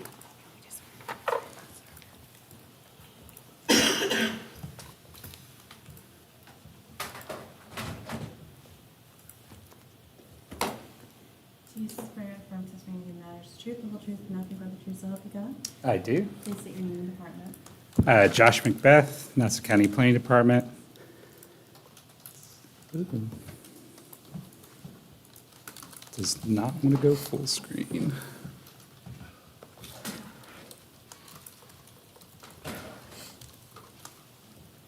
I think the keyboard got stuck. I apologize. So, thank you, Commissioners. This is tab AG, R23-006. This is our request for rezoning from open rural to commercial general. The applicant owners, 553519 US 1 Trust, Agent Gillette and Associates, and this is in Commission District 4. So we're located between Andrews Road and Davis Road, right off of US Highway 1. The land use is to remain the same, so it has commercial future land use, and you can see other commercial future land use within this vicinity, concentrated right at that intersection with Davis Road. Currently, the zoning is that open rural, and you can see open rural to the west, south, east, but then over here towards the north, we have commercial intensive as well as commercial general zonings. So Article 16, commercial general, which is what this request for rezoning is, includes several uses: retail outlets, hobby gift shops, service establishments, equipment rentals, beauty salons, hotels and motels, private clubs, fraternal organizations, assisted living and childcare facilities, as well as conditional use allowances. Per conditional use would include drive-in restaurants, theaters, auto service stations, repair garages, auto sale lots, private non-public schools, establishments or facilities selling alcoholic beverages for on-site or outside consumption, plant nurseries, as well as permitted uses in CI. So heading into the staff report, we reviewed this criteria that's found in the application 12A through N and pursuant to LDC section 502C and D. So the consistency of our rezoning criteria addressing the future land use map and comprehensive plan. Commercial general is consistent with the underlying and surrounding flume designation of commercial. Commercial general is consistent with the comprehensive plan, which indicates policies for the protection and expansion of job-generating land uses.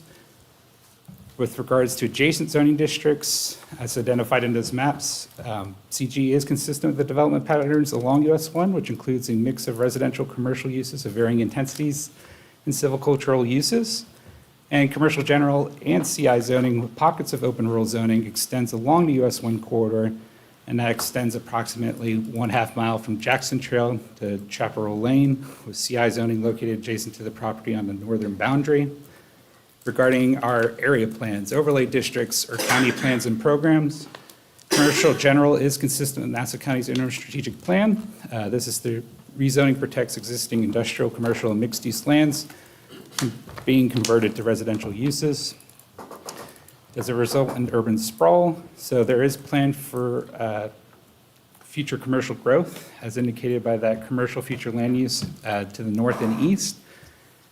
The development may encourage further infill of remaining commercially designated properties in that particular area, establishing a commercial node, and the proposed rezoning does not create an isolated district. Regarding infrastructure and facilities, so non-residential uses will not have necessarily an impact on our schools and parks. Regarding water and sewer, it's not available to the site. Site's currently served by private well and septic. We do have access off a state-maintained road or principal arterial, the US Highway 1, and any additional traffic impacts and/or improvements will be evaluated at the time of site plan review. regarding consistency with the substantive requirements of our code. So all new development will be reviewed for consistency with our code requirements. It's going to pertain to setbacks, buffers between incompatible land uses and other applicable codes pursuant to CG zoning as well as our landscaping code. Adverse impacts on neighboring lands. So neighboring lands could be affected by increased traffic and noise associated with commercial developments. We did note those open rural parcels to the south. Proper buffers between those uses will be evaluated during development review. Regarding adverse impacts on environmental, historical, or cultural significant lands, there's no known environmentally sensitive lands or areas of historical or cultural significance on this particular site. Regarding the present zoning suitability or unsuitability, the property can't be developed under open rural for agricultural and non-residential uses, including wholesale plant nurseries, fruit and vegetable farms, and boarding stables, as presently zoned with that commercial feature land use. Regarding the land use and development conditions, there have been no substantial changes to land use or development conditions relevant to this particular property. Public policies in favor of the rezoning pursuant to the Initiative 1 of the strategic plan to promote, protect, and facilitate land uses that can support economic development and revenue-generating enterprises. Regarding the fiscally and environmentally sustainable development patterns, this typically applies to a larger area that can sustain characteristics of a mixed-use development. Regarding environmental impacts, it's not within a special flood hazard area, and development shall meet environmental and drainage standards set forth by St. Johns River Water Management District, Department of Environmental Protection, U.S. Fish and Wildlife, and U.S. Army Corps of Engineers.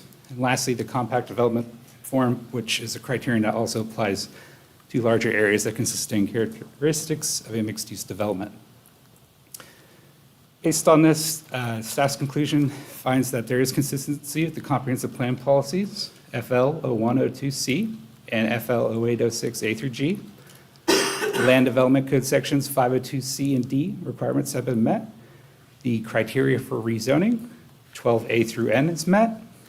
And therefore, staff's recommendation based on these findings is for approval. And the Planning and Zoning Board recommended approval with a 6-0 vote. Staff's available for any questions. Thank you, Mr. Macbeth. The applicant has waived their presentation. So public participation, if anyone from the public would like to comment on this, I don't have any comment cards on this, but I still will open it to the public participants. You can come to the podium now, and the time limit is 3 minutes. Okay.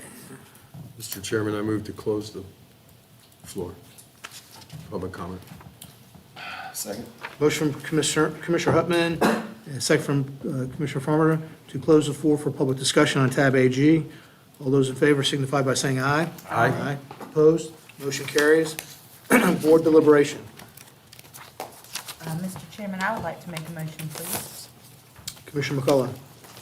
Based upon the record, evidence, and testimony received, I find that there is competent and substantial evidence pursuant to the future land use map policy FL.01.02C, FL.08.06A through G, Land Development Code Section 5.02C and D, and the rezoning application criteria 12A through N, and therefore my motion is to approve R23-006.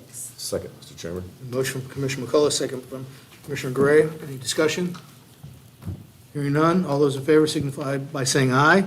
Aye. I'm sorry, Mr. Chair, these quasi-judicials will need voice votes individual.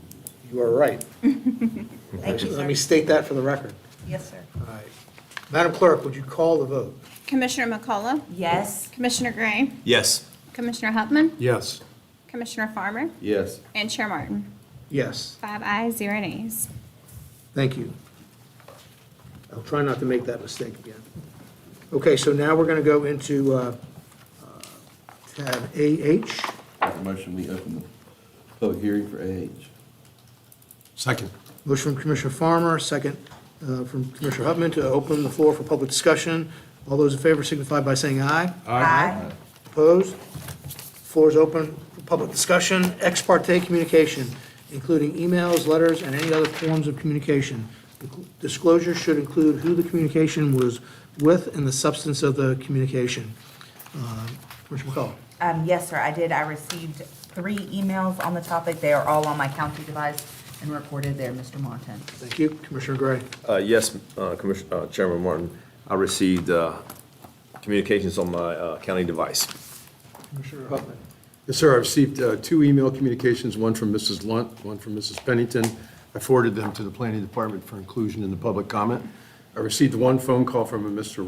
Rex Lester, all on my county device, sir. Commissioner Farmer. I had 1 email from Ms. Pennington and 1 phone call with Mr. Lester while he was in the hardware store. All of it is preserved on my county device. Thank you. And I, too, had emails from Ms. Lunt and Ms. Pennington, and I had a phone conversation with Ms. Lunt, and they are all on my county device. Okay. Madam Clerk, please identify the documents submitted into the record. Application R23-010, staff report 5 pages, draft ordinance 4 pages, application for rezoning 20 pages, planning and zoning board motion summary 1 page, survey 1 page, PowerPoint presentation 10 pages. Entertain a motion to accept the documents into the record for tab AH. So moved. Motion from Commissioner Gray, Second. second from Commissioner McCullough.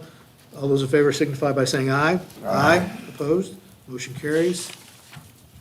Staff presentation for tab AH. Mr. Macbeth, the ball is in your court again. Thank you, Chair. Go ahead.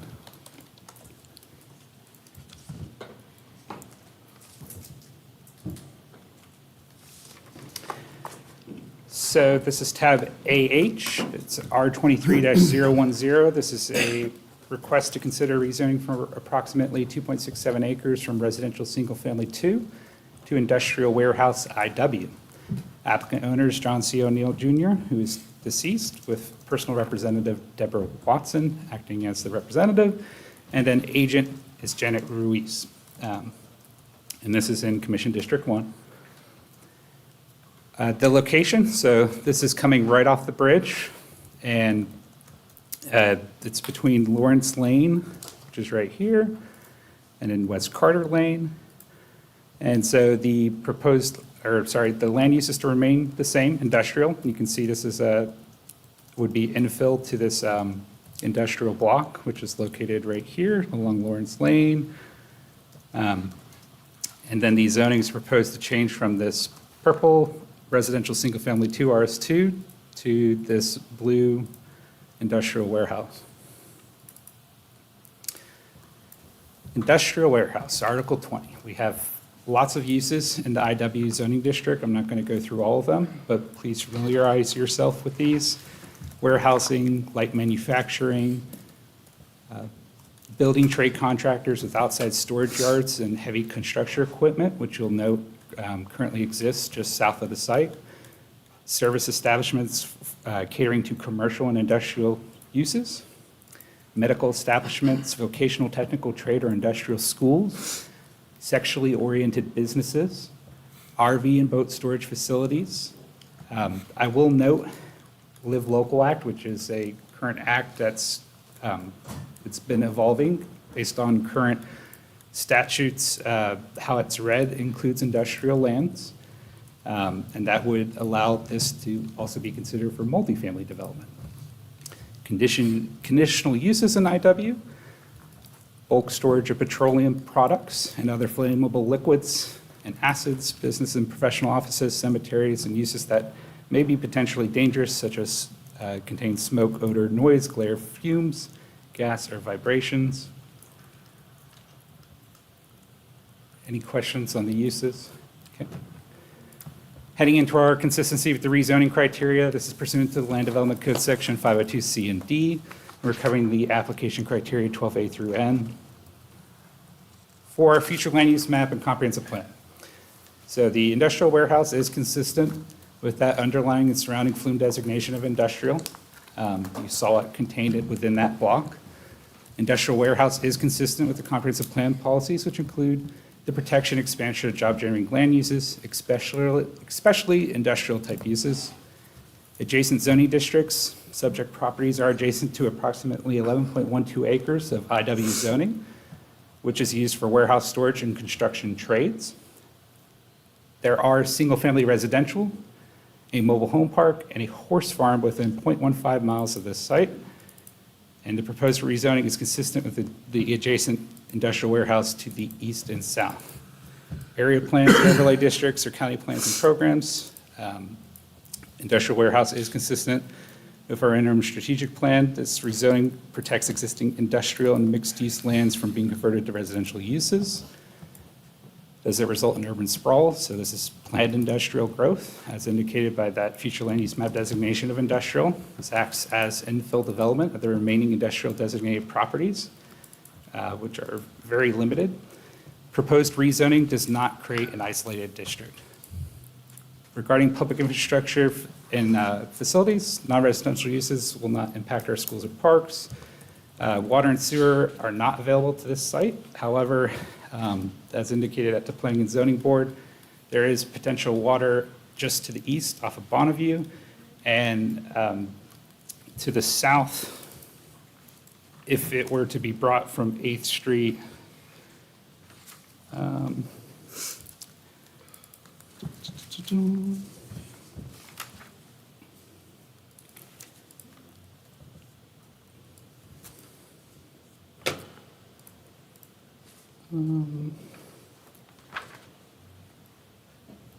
it was on Bailey Road, had to be brought.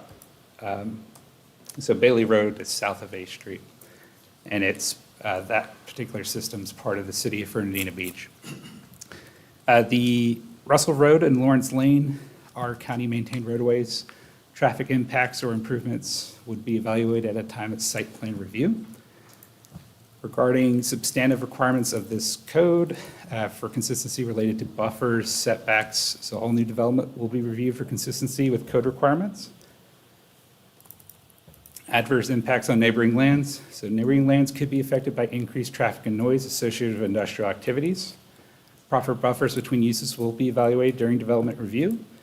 And there is a residential home within 75 feet of this site. Adverse impacts on environmental, historical, cultural significant lands. There are no known environmentally sensitive lands or areas of historical or cultural significance on the site. Land Development Code Section 3702 for unincorporated immediate island tree protection and replacement would be applicable to any development on this property. Regarding present zoning suitability or unsuitability, property cannot be developed with the existing RS2 zoning. Right now, there is a home on that property. It's legal nonconforming. It's inconsistent with the industrial future land use. So any future development would require a change to that rezoning to be consistent with that industrial future land use.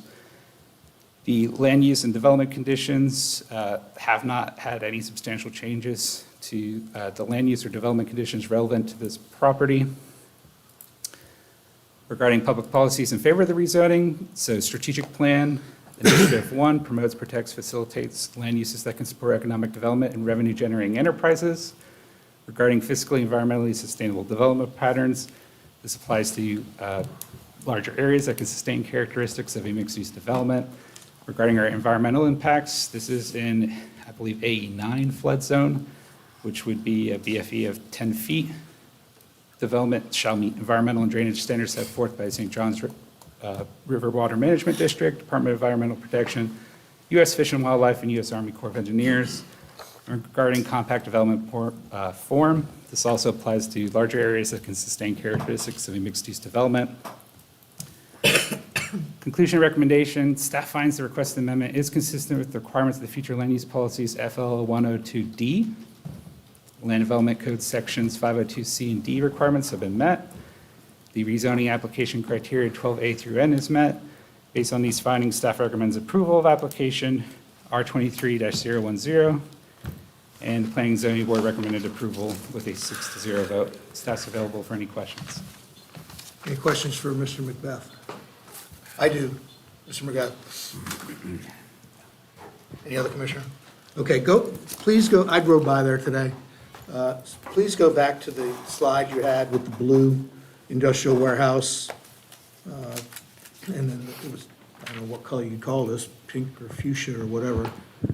Can you blow that up? I've got it where it shows the actual property. Oop, I think IT's actually doing it for me. Let me show you.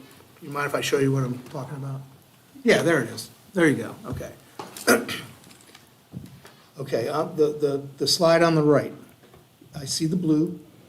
I went by there, I know what that is. And then I see the two pieces, the two parcels there that are in for purplish pink. Okay. You said there's a house there, right? Within 75 feet, so. Okay, well, I thought you said there was a house on the property. There also is a house on the There property. is a house. I was surprised to see a house on the property because I didn't see that here. So, is it there? The tree canopy has it hidden. Okay, well anyhow, and there's a for sale sign there. So my question is, when, in the presentation and what I read said it can't be, the property can't be utilized under the current zoning, is what you said, right? I'm sorry? Correct. But there's already a home there. So it's a legal non-conforming residence with the future land use industrial, so any future expansion of that nonconformity would not be permitted without a rezoning. So the parcel that's the bigger of the two parcels, right? So that house is on the bigger of those two parcels we're talking about. Correct. So that's all, that lot, that parcel belongs to that homeowner, that whole parcel? Correct. Okay.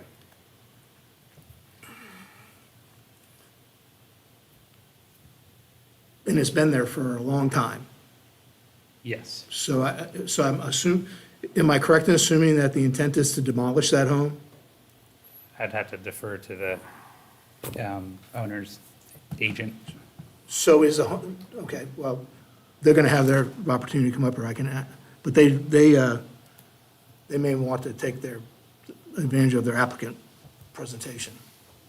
I just want to confirm what I saw out there was actually the case, because when I read that the lot can't, that bigger lot can't be used for RS2, or there's already a home there, it is already being used. I understand that it's non-conforming, I know you want educate me, but, I mean, it's there, right? And so, okay, I'll leave it at that. I'll ask more. Commissioner Gray. Thank you, Mr. Chairman. Mr. Beth, I believe you said the existing IW flume is that it cannot be developed as of now in RS2. And then you commented later that it's a non-conforming on there, correct? Correct. Okay, future land use map is IW, correct? Future land use is industrial. Industrial, okay, The I'm sorry, zoning yeah. request is for IW. Okay, thank you very much, sir. So if I bought this house today, Commissioner McCullough. if I bought the house today, could I live in it? I just couldn't make any changes. So this comes up often where, somebody will come in and be like, can I, change this to a commercial use? Can I change this to something else? Until you have that consistency between the zoning and the future land use, it's a non-conforming situation. So by amending this, they would have compatible future land use industrial with a compatible industrial warehouse zoning. So right now, RS2 only allows single-family homes. So in some cases, you'll see like open rural with commercial future land use, we can still do agricultural-related commercial applications. In this case, there's not a residential compatible industrial application for this property. But the agent's available for discussion if we want to. Any other questions for staff? And I just want to make sure that I was correct in what I saw.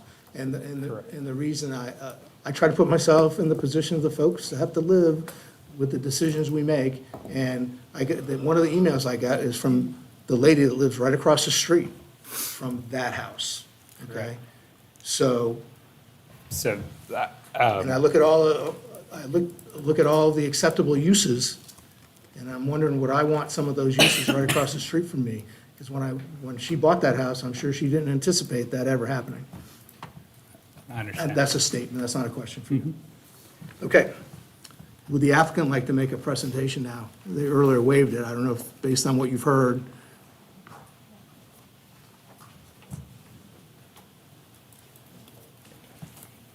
Please state your name and address. She's going to swear you in. State your name and address for the record, and you'll have 10 minutes. Do you swear affirm testimony you give this matter is true, the whole truth, and nothing but the truth, so help you God? I do. Please state your name and address for the record. Yes. Hello, my name is Janet Ruiz, and my address is 375-827 Kingsbury Road in Hilliard. I'm the agent.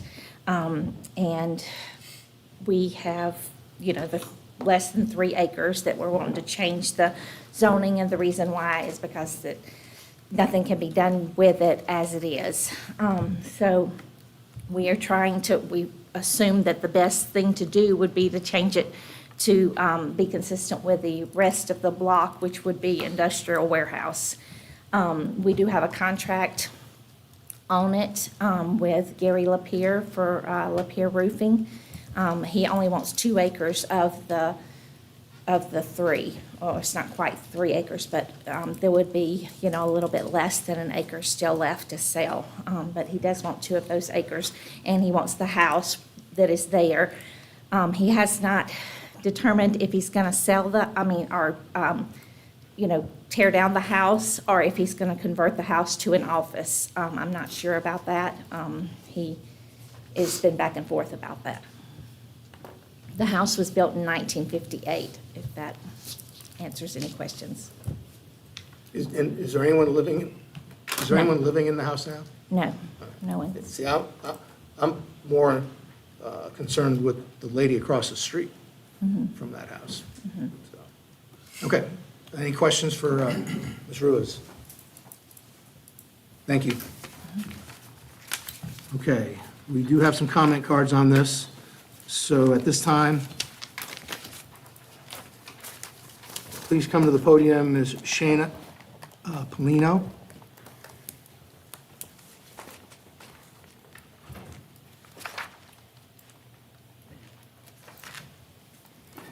Hello, everyone. Oh. Do you swear affirm testimony you give this matter is true, the whole truth, and nothing but the truth, so help you God? Now state your name and address. Hi, my name is Shana Polino. I'm at 117 Lawrence Lane. I am directly one of the houses across the street from this property. Me and my husband are first-time homeowners. We tentatively moved to renovate the Nassau Health Food Store and then fell in love with the island. And this was the first house that we purchased. We have a 1.5-year-old and another little girl on the way, and we chose this block because we saw it as an up-and-coming neighborhood. Eventually, all the land's going to be bought up, and the attention is going to go to renovating these old homes. And we are in the process of redesigning a full gut renovation and expansion of that lot on that ½ acre.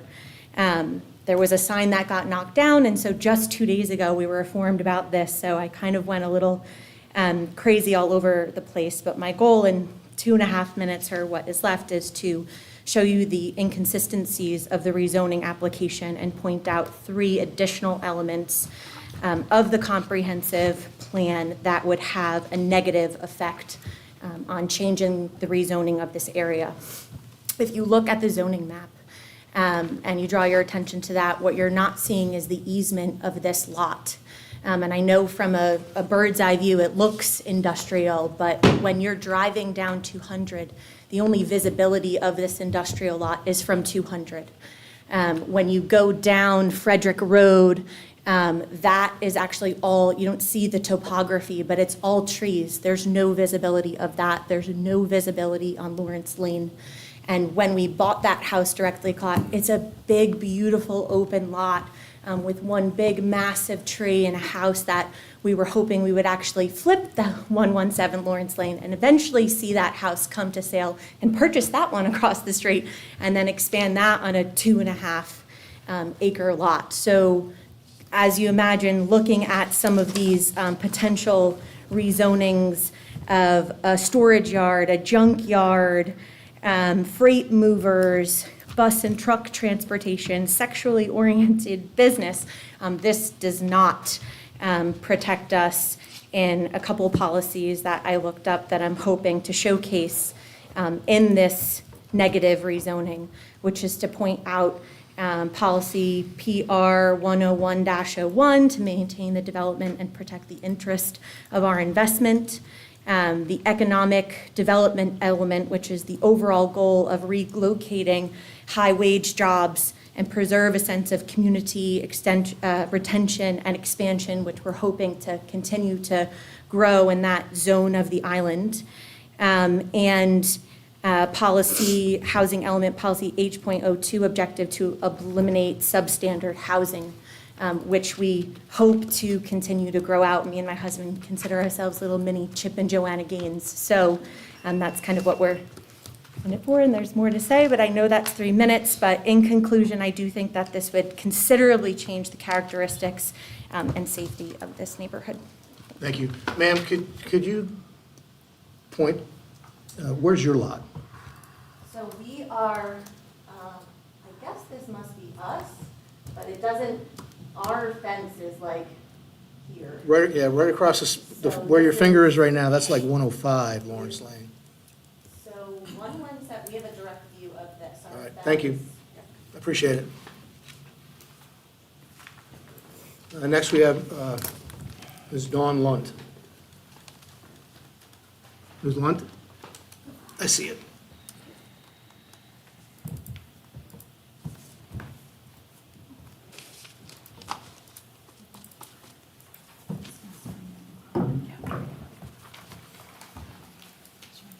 Do you swear affirm testimony given this matter is the truth, the whole truth, and nothing but the truth, so help you God? Yes. Just state your name and address, please. My name is Dawn Lunt. I live at 204 Lawrence, and I know the person who was up here, and her property is right here. And where are you? I am down here. Okay, thank you. Yep. Since there's a time limit, I did send this email to everybody, and I would like to go ahead and read it.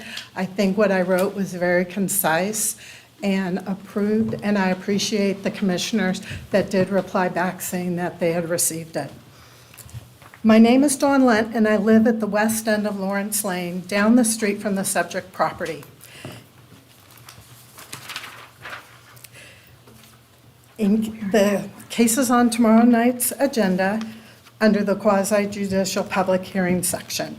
Due to work commitments, I was unable to attend the planning and zoning meeting held on January 16th, where the rezoning from residential single-family RS2 to industrial IW was approved. The subject property is at the corner of a quiet neighborhood that has no sidewalks on Amelia Island, just off of Friendly Road, and Friendly Road is right across from the Ace Hardware store on A1A. When I first moved here, people would ask me about my property, and I would reply, it's like living in the backwoods of Yulee, but Publix is only 5 minutes away. Of course, I can't say that now with all the growth in Yulee. I am not sure if I'll skip that part. I have lived in the neighborhood for over 33 years in a house that was built in 1957. The subject property's house was built in 1958, which meant it has been zoned RS2 for over 60 years. I realize the FUME has the subject property listed as IW or something similar, and I could not determine when the FLUME was changed or classified, so that would be a question for staff. Maybe in the last 10 or 15 years, because you cannot tell me that 60 years ago it was zoned industrial. Please note that because property A, the subject property, is continuous to both property B and C, that does not mean that the zoning designation of property A should be changed to the same as property B and C. My feeling is that pictures speak louder than words, and the single picture of the subject property on the planning department's staff report do not give the neighborhood or the subject property its due justice. I've attached a document with various views and descriptions of the neighborhood, since I'm not sure all of the commissioners from the west side would have time to come and view it in person before the meeting. Seeing the property and the neighborhood is critical in your decision in this matter. As public servant, you should not rely on the written word presented that is giving you all the facts. I'm going to give you one more minute. Okay, I will read it quickly. As I previously mentioned, we're a quiet neighborhood. Nassau Terminals, the larger of the two properties, is located on Friendly Road. They have been a good neighbor, and they don't have access to Lawrence Lane. So our area isn't really affected by the IW zoning. The tree line, green vegetation buffer in one of the pictures help to retain our quiet neighborhood feel. Voss Pavers at the end of Russell in the corner of West Carter Lane, the other IW property, have been good neighbors too. There is very little traffic from them coming and going, and they're respectful of the quietness of our neighborhood. This is because of our roads. Speaking of traffic and roads, you should be able to tell from the various pictures that our roads appear thinner than normal. There are no sidewalks, and most of the roads don't even have ditches or swales. This is not the type of infrastructure that could support additional commercial industrial traffic. So I will stop there. Mr. Chairman, if I may. Yes. Mrs. Lunt, I entered your email into the record for the Okay. proceedings, just so you know, your entire email. Okay. Yes, ma'am. Thank you. Yes, ma'am. I appreciate it. But so in closing, I just want to say, please consider this. This is a quiet neighborhood. It's not industrial. Thank you. Thanks. Okay, that's the, I have no more comment cards for that, so would the applicant like to use their time for rebuttal? Would the applicant like to use their time for rebuttal?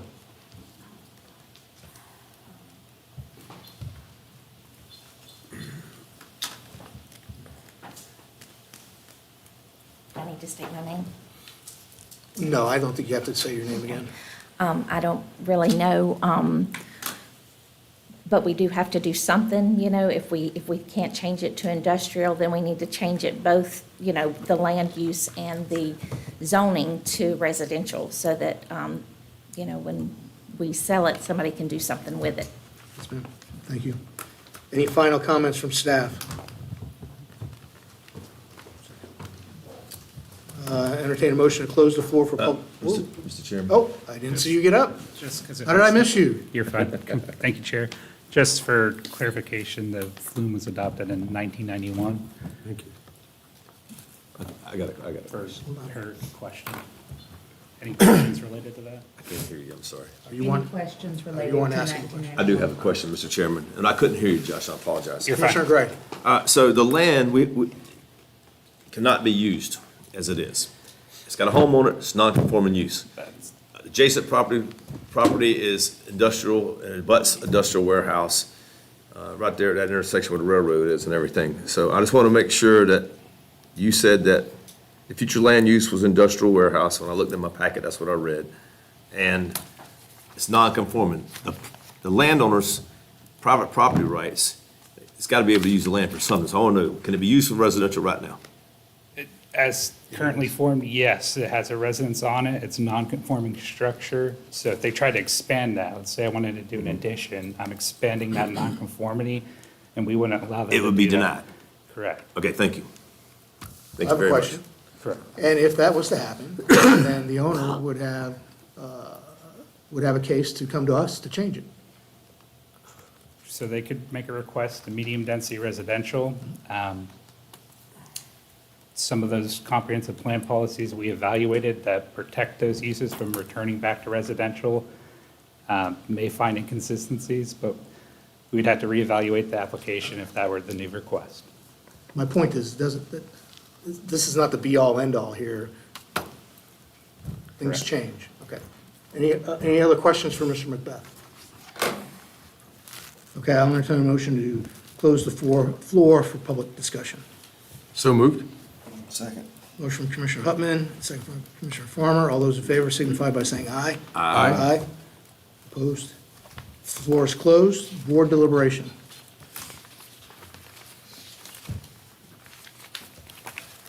Well, this is in my district.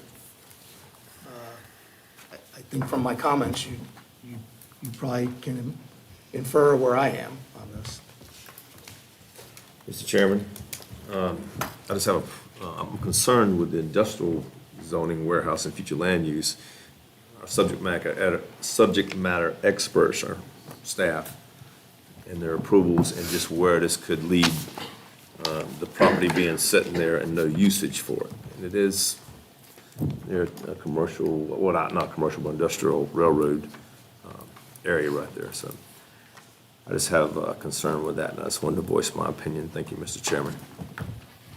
This one's very similar to a controversial one in my district, but when I look at the map, you know, the way that those 3 lots, which I guess we don't have it up right now, but when you were looking at the screen and it was the blue strip was the right one, and it's 9 acres, and it's already a functioning industrial warehouse space, correct? Job I creation. apologize, maybe I should have asked when you were up here, but I was waiting for commissioner comments.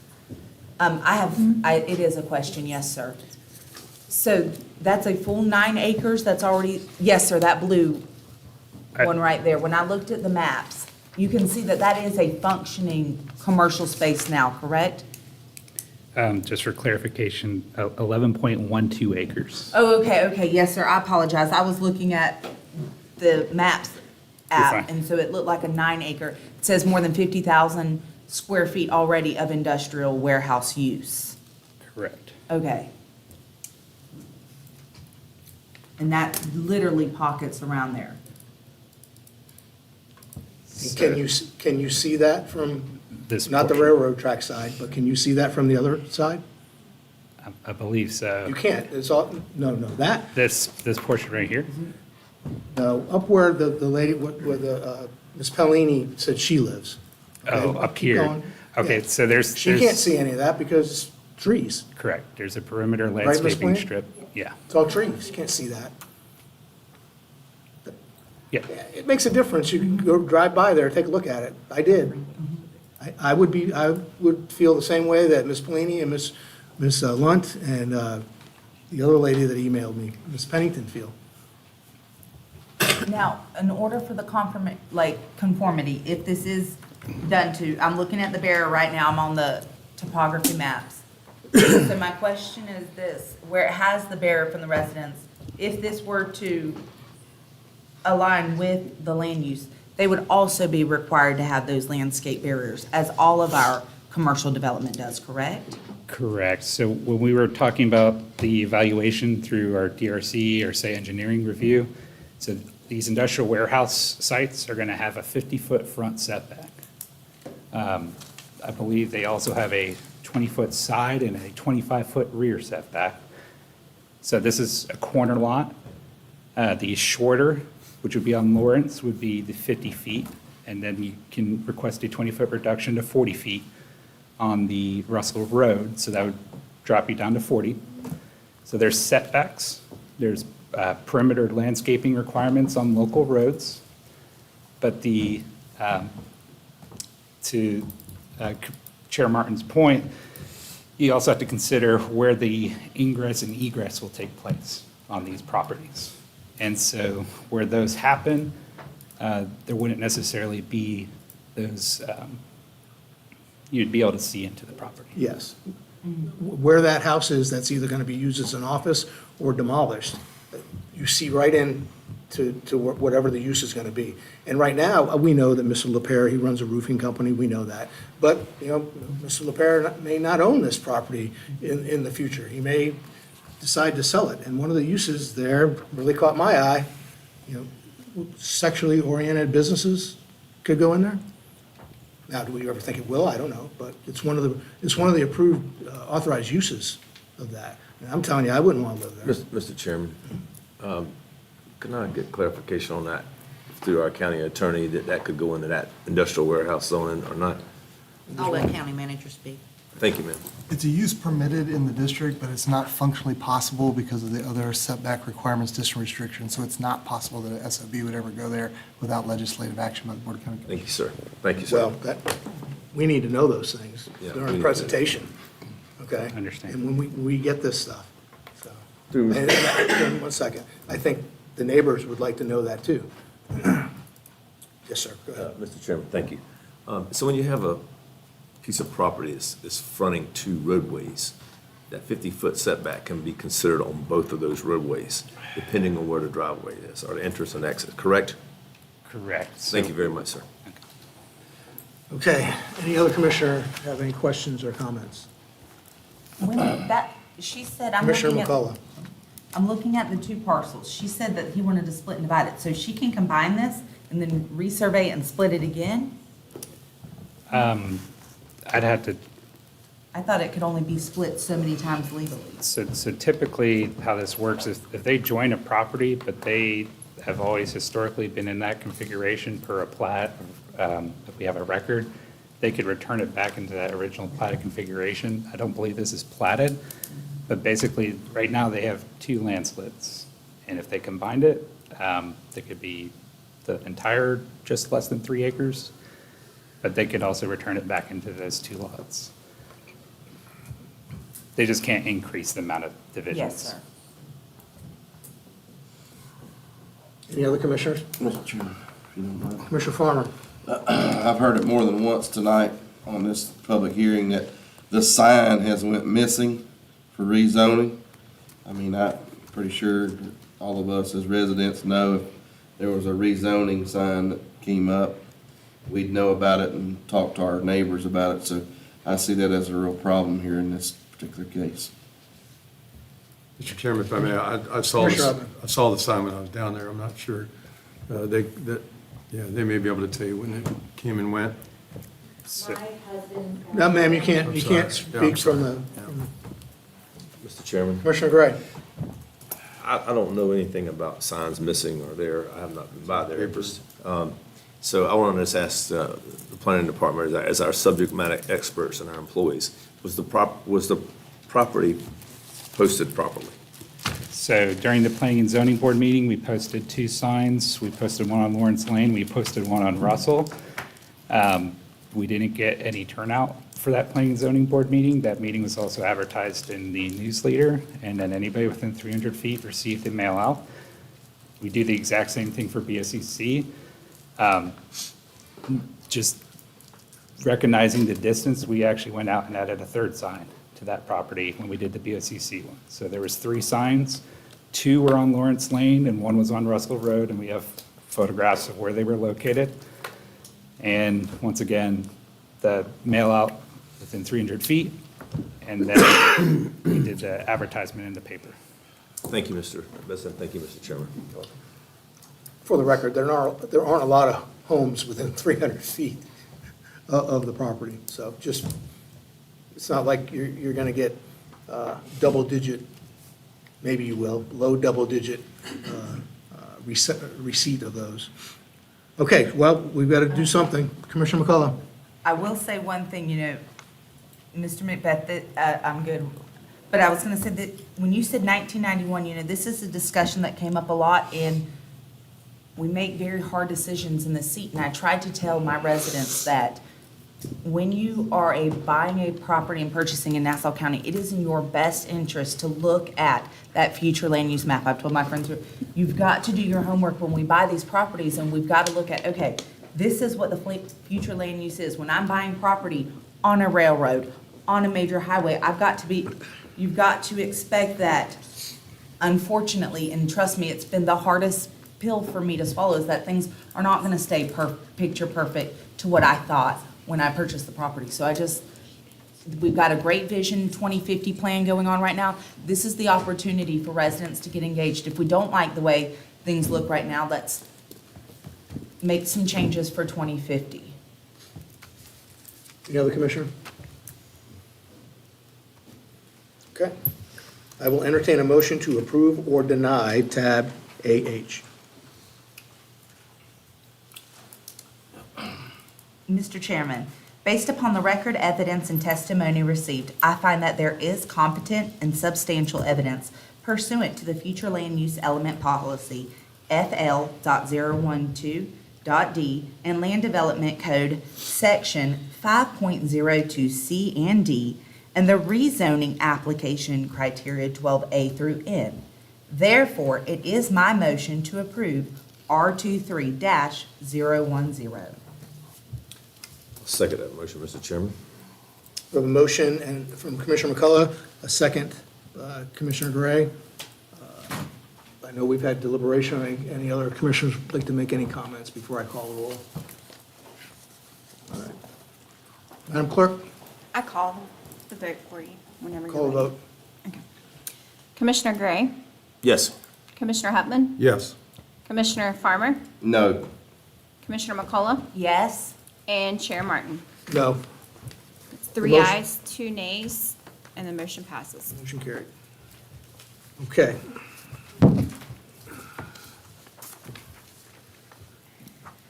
That moves us into quasi-judicial public hearings, appeal procedure. The following matters under consideration are quasi-judicial matters, and the quasi-judicial appeal procedures will be utilized. The county attorney will lead the procedures. Thank you, Mr. Chair.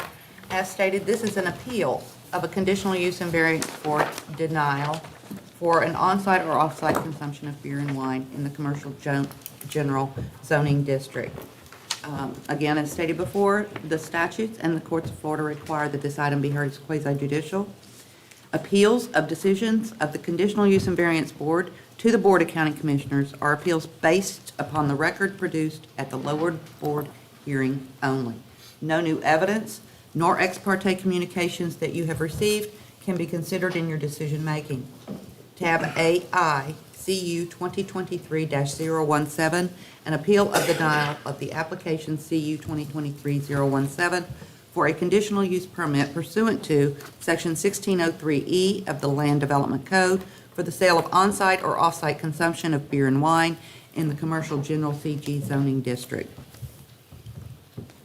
The Board of County Commissioners is sitting in its appellate capacity and will base its decision only upon the record evidence and testimony presented to the board below. This hearing is not a new hearing on the application, and no new evidence shall be presented to the board by applicant, staff, or any participant. Public comment will be allowed but will not be sworn, as the hearing is limited to the argument of facts already in the record of the board below. Ex parte communications, which were not part of the record below, will not be considered for the purposes of the board's decision. County Code Section 506D provides that the Board of County Commissioners, by majority vote of its members, may reverse, affirm, or modify the order or decision being appealed. To that end, they shall have all the powers of the Conditional Use and Variance Board. The board shall find, based upon the competent and substantial evidence found in the record of the hearing below, and in consideration of the criteria Section 5.04A through K of the Land Development Code for conditional uses, whether to affirm or reverse the decision of the Conditional Use and Variance Board. Your standard of review for a quasi-judicial decision appeal is whether procedural due process was afforded to the applicant below, whether the Conditional Use and Variance Board applied the correct law, and the decision was supported by competent and substantial evidence. Procedures will be as follows. Staff will be sworn to provide an overview of the application and testimony given to the board below. Staff will have 15 minutes for their presentation. The applicant or their representative will have 15 minutes to address the board and must limit any argument only to evidence found in the record below. Members of the public wishing to address the board on this item will be allowed to come to the podium, state their name and address for the record. They will not be sworn in. No new evidence will be provided. The chair, with the assistance of the county attorney, may determine whether testimony is irrelevant to your code criteria. The meeting is being recorded. Again, please no applause, outbursts, or talking, as it does distort recordings. The chair will advise any person who violates to please stop. The board will then close the public hearing and discuss the item. Any motion of the board should include whether the board member finds competent, substantial evidence in the record received by the Conditional Use and Variance Board to support the Commission's decision to affirm or reverse the decision. Again, in accordance with Florida Statute 286.0105 If any person is wishing to appeal the decision made by this board with respect to this matter, the person will need a recording of those proceedings and may need a verbatim transcript. Anyone has questions on these procedures, please ask them at this time. Seeing none, Mr. Chair, you may continue. Okay. Tab AI, ex parte disclosure, including emails, letters, and any other forms of communication. Commissioner McCullough. No, sir. Commissioner Gray. I've had numerous communications on my email device, not related to the appeal, Ms. May, but I mean just overall. What do I say? Those are ex partes and properly disclosed and found on your county device. Yeah, they're all on the device. Yes, ma'am. Thank you. Thank you, Mr. Chairman. Commissioner Farmer. None. And Commissioner Hupman. None, sir. And I don't know if this is ex parte or not. If I had a conversation with one of the conditional use and variance board members. It's not ex parte as to an applicant in this matter. And this was after this decision was made, for the record. I reached out to my appointee to the conditional use and variance board to find out why she voted the way she did. Because maybe I was missing something. And that's really the only communication I've had since that decision was made. Well, it's properly disclosed, even if, Thank you. Okay. Reminder to all commissioners that any ex parte communication received, okay. Madam Clerk, please identify the documents contained within the record. Staff report, 5 pages. Application for conditional use, 21 pages. Survey, 1 page. PowerPoint presentation, 11 pages. And public comments, 5 pages. Entertain a motion to accept the documents into the record for tab AI. apologies, Mr. Chair, through the chair. Madam Clerk, are you sure you were reading the documents from the correct, for the appeal procedure, which should have the appeal application, yes. the agenda documents, the verbatim? And I apologize for that. For the record, that was a great catch by the county attorney. Just give me one moment. It was the transcript application. Yes, and I apologize for that.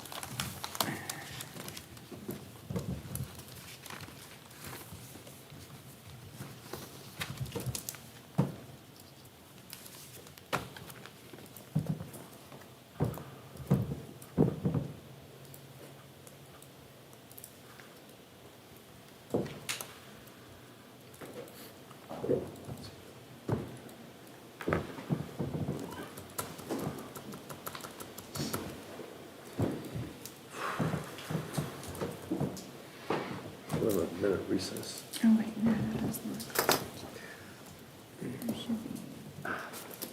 We haven't opened the floor. Okay. The appeal application for this application is. Madam Clerk, we're going to give you a few minutes. Yeah, if you could give me I've been just a- asked to recess, Okay, so we're going to be adjourned for 5 minutes. okay, thank you. You're welcome. Thank you, sir.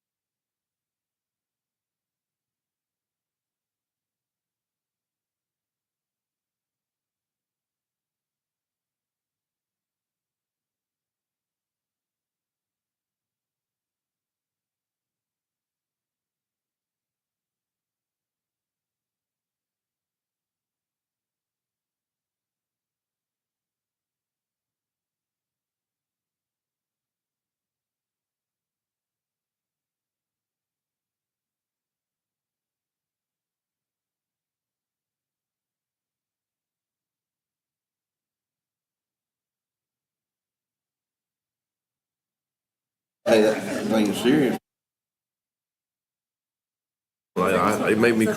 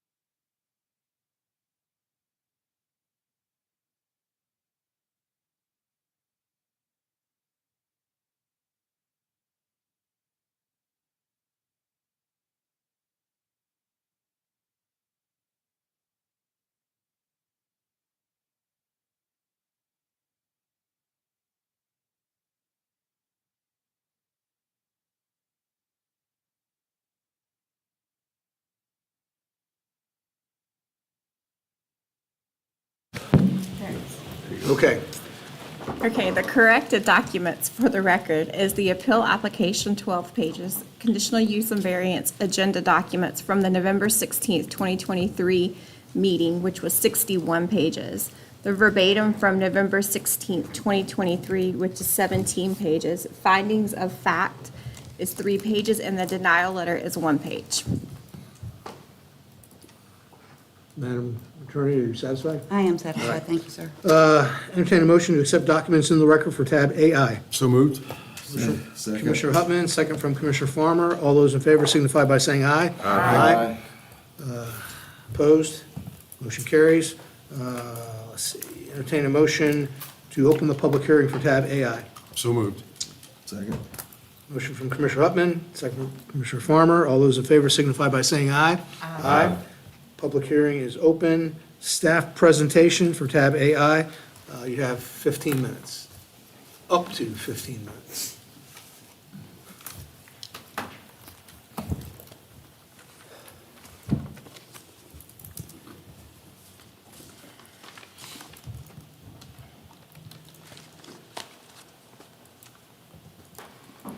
So, thank you, Chair. Josh Macbeth, Senior Planner, Nassau County Planning Department. So this is exactly how the presentation PowerPoint looked for the Conditional Use and Variance Board. We will be providing a abbreviated presentation, but we'd be happy to elaborate on any of the criteria as needed. So this request was to consider conditional use permits pursuant to Section 16.03E, the Nassau County Land Development Code, for the sale of on-site or off-site consumption of beer and wine in the Commercial General Zoning District. Just in terms of location, and I'll go to the following slide because I think it's more visible. We are off of State Road 200, Meadowwoods Bluff Road, and then this was Tyler Plaza East. You may be familiar with this area. This is where SJ Brewing is, where Yulee Barbers is. And then back in here, there's residential subdivisions further down. So the traffic all funnels out on State Road 200. And then going just back a previous slide. So this is not related to our land use or zoning. The land use is consistent with commercial, with the zoning commercial general. So both of those are consistent for what the applicant had requested for retail buildings. Here's a site plan. So there's that Meadowwoods Bluff Road, and then here are the two buildings. 200 would be up here. And so since this development went to the Conditional Use Board back in November, the site plan has been approved through DRC, but staff still stands by their recommendation. We find it consistent with A through K. I did want to point out one, I guess, bit of information that was slightly, or nothing different. It was just brought up by the community. So this is in addition to that A through K, but as found in Section 431 of the Nassau County Code of Ordinances. I just wanted to read this. A lot of times we hear about we can't have the sale of alcohol for on-site or off-site consumptions within 1,000 feet of a church or a school. In this case, there are churches and schools in close proximity to this site. But based off of our land development code for the unincorporated areas of the county, this development would, or any development in an unincorporated area shall be exempt from the generally applicable distance pursuant to that section 431. Otherwise, site has access to central water, sewer, access off of from the adjacent development as well as off of 200. This isn't necessarily evaluation of the site plan pursuant to those uses. This is specifically for the sale of on-site consumption of alcohol, or sorry, the sale of alcoholic beverages for on-site or off-site consumption.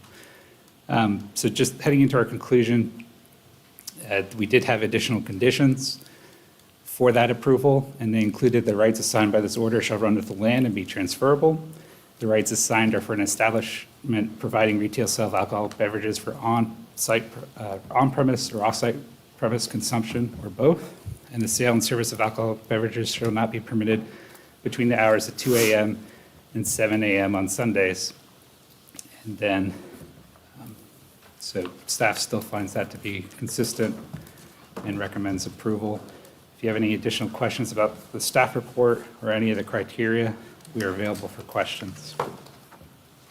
Any questions for Mr. Macbeth? Okay.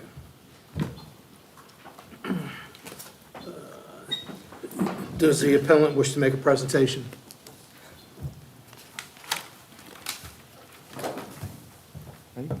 Or swear you in? Do you swear affirm testimony in the matter of truth, the whole truth, nothing but the truth, so help you God? I do. Now you can see your name and address, sir. Good evening, Commissioners. My name is Tom Ingram. I'm with the law firm of Sodal and Ingram, 1617 San Marco Boulevard, Jacksonville, Florida. I'm here representing the appellant. I did have a PowerPoint. I don't know if it is something that can be pulled up. Presentation. It was provided, IT, is it's on the computer? Perhaps Josh, you could help him find it?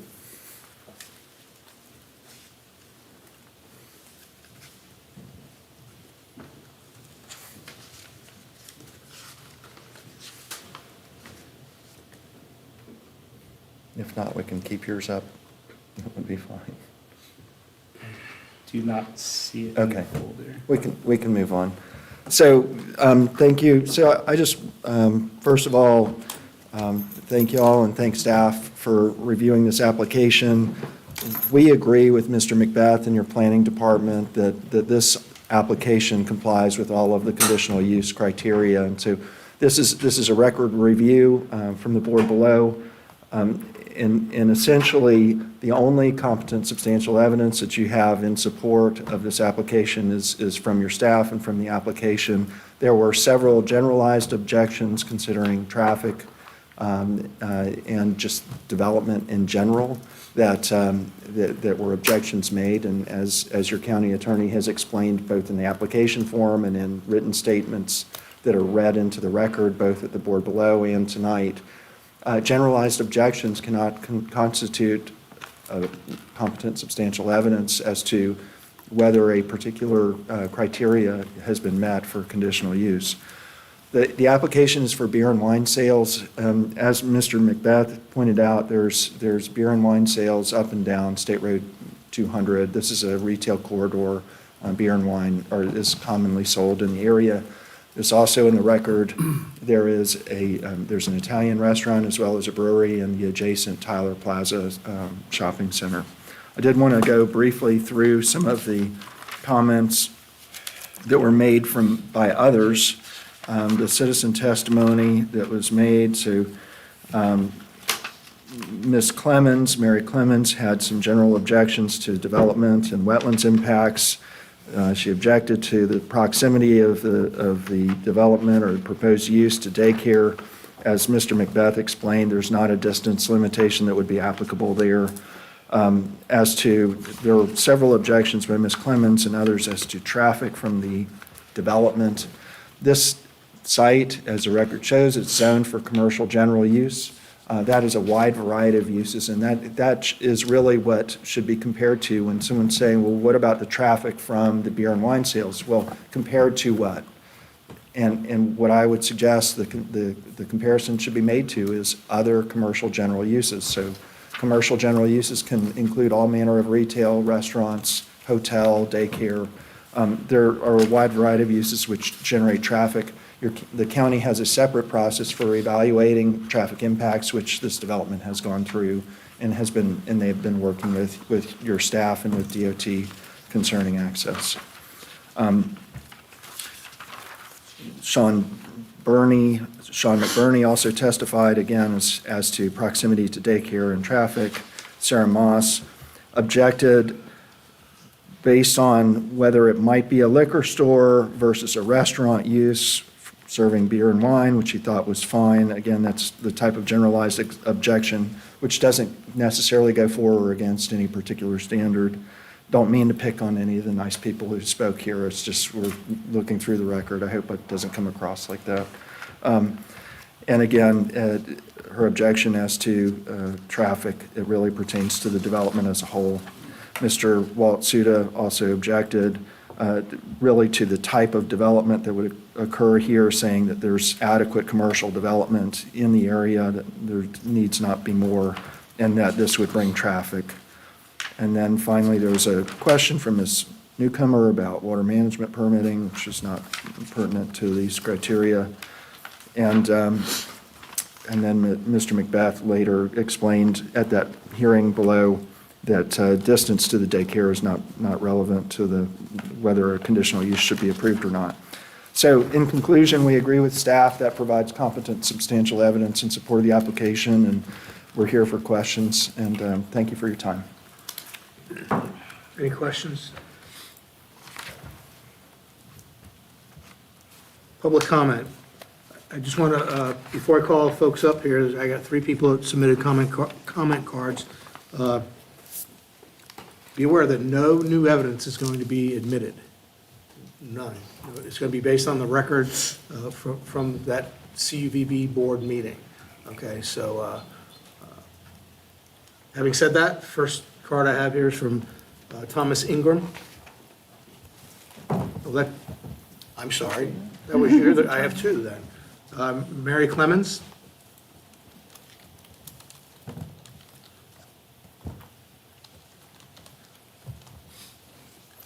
Thank you, Mr. Commissioners. I'm understanding that I live on Meadowfield Bluffs Road, and Meadowfield Bluffs Road is our only entrance and exit for 280 families. It's the only way we can get in and get out. Without the daycare center, there are multiple kids in the neighborhood. We have 2 school buses each day that come down and drop off kids. So that argument is still relevant. The board turned down the request unanimously, so they must have thought there was some reason not to have liquor sold up there on that road where we all have to negotiate. There are the intersection of 6 lanes of highway we have is a stop sign to get into 6 lanes of traffic.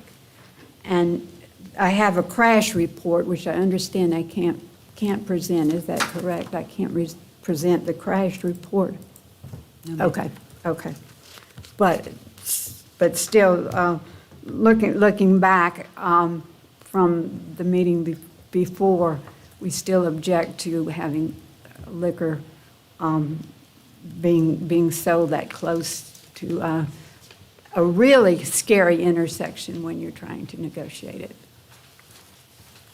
Thank you, ma'am. Pam Johnson.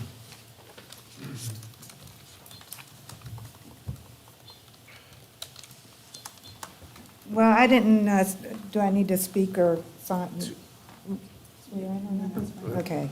Do I need to give my address? State your name and address for the record. My name is Pam Johnson. I live at 86401 Meadowfield Bluffs Road. Thank you, Been ma'am. there a long time. I didn't speak the last time, but they did object to this, and I do want to make a point. None of us on Meadowfield Bluff Road are against development. We're not against the development. We're against the development's access going into our road. And I don't know if any of y'all have ever been down our road, but we don't have sidewalks, we don't have ditches, we don't have a curb. We got a 2-lane little road, and now it's going to have access when you first pull in, we're going to have to turn left into Tyler Plaza. Now, the planning committee says, well, we've got a really good idea. We got Christian Way Extension, which will give you a way to turn right to get out before you get to 200 to turn right to get out. Now we're going to have to pass an entrance, so people are going to come in, want to go in. We're going to want to go straight. The only way we're going to be able to turn is right, and then have the U-turners and whatnot. The whole thing, the reason why it was turned down was because of the traffic. Not because we don't want something built, it's because we got one way, one street, a dead-end road going into our neighborhood, and now we're going to have people that drink coming in and out one way on our road. We can't sleep at night thinking about the traffic that's going to be coming down our road, people looking for a way in or out, strangers coming down our road, people that we just don't know where they're at, because that's their only way in or out. Christian Way was supposed to be, go through their place and go to the right into Christian Way, like an extra way to get out to A1A. But there's no funding for it. It won't even be there for years if it ever gets there. So we don't even have an extra way out until who knows when. And then we're going to have to go through their parking lot to get out. This is terrible. And on top of that, we didn't have any representation because of the district changing. We voted in 2000, I got my ballots. Voted for Hamp. Where is he? Huntman. He was our district, and it was on the primary ballot. And then at the end of the year, there wasn't anybody on our ballot to vote for. And Mr. Gray, I don't know you because we didn't vote for you, sir. You were District 3. We weren't in your district. And now we are, but. Ma'am, stop her time. Yeah, let's fix that. But see. No, hold on, I want to clarify something, okay? Whenever there's an election for county commissioner, whoever is up, you get to vote for, because we're all elected at large. We may represent a district, but in 2020, Commissioners Gray, myself, and Farmer were up for election. Yes, sir. And in 2022, Commissioner Huttman. That's right. And McCullough were up for Right. election. And on your ballot, you had the opportunity to vote for any commissioner in any district. No, sir. Yes, ma'am. I've got my ballot. Well, Okay, here's my primary ballot was Through the for chair. District 2. This is not I relevant understand. to the criteria. But what I'm saying, and not ma'am, presented what before I'm the saying, board ma'am, below. is for the Christian Way extension to go into our road, which is not funded, that's supposed to be our way out, our safety way, because our road is an F, for safety reasons, that we won't have that out we might not ever have it until it gets funded. It's just my suggestion, Go ahead, we took up some of your time. I'll okay, give you another minute. that I just wish that we could just sit back and say, give us something until we get our way out, until we get funding for this extra road to have a way in and out of there besides the one way we got now. And, give him his license when he has it built and we have a way in and out besides just him taking up our in and out. That's all I'm saying. And we didn't have representation, if you look at your records. I voted, and it's not like I don't like you, it's that I didn't know him. Ma'am, the election, I should have stopped that earlier. It's not relevant. Well, I know it's not. I just want, I what's mean, relevant. I gave you extra time so you could Okay, yes, speak I'm to us about sorry. things that are relevant. Okay, well, thank you for hearing me. I You're welcome. appreciate it. Okay, that's the last comment card I have. Entertain a motion to close the public hearing. So moved. Second. Motion from Commissioner Huttman, second by Commissioner Farmer. All those in favor signify by saying aye. Aye. Board deliberation.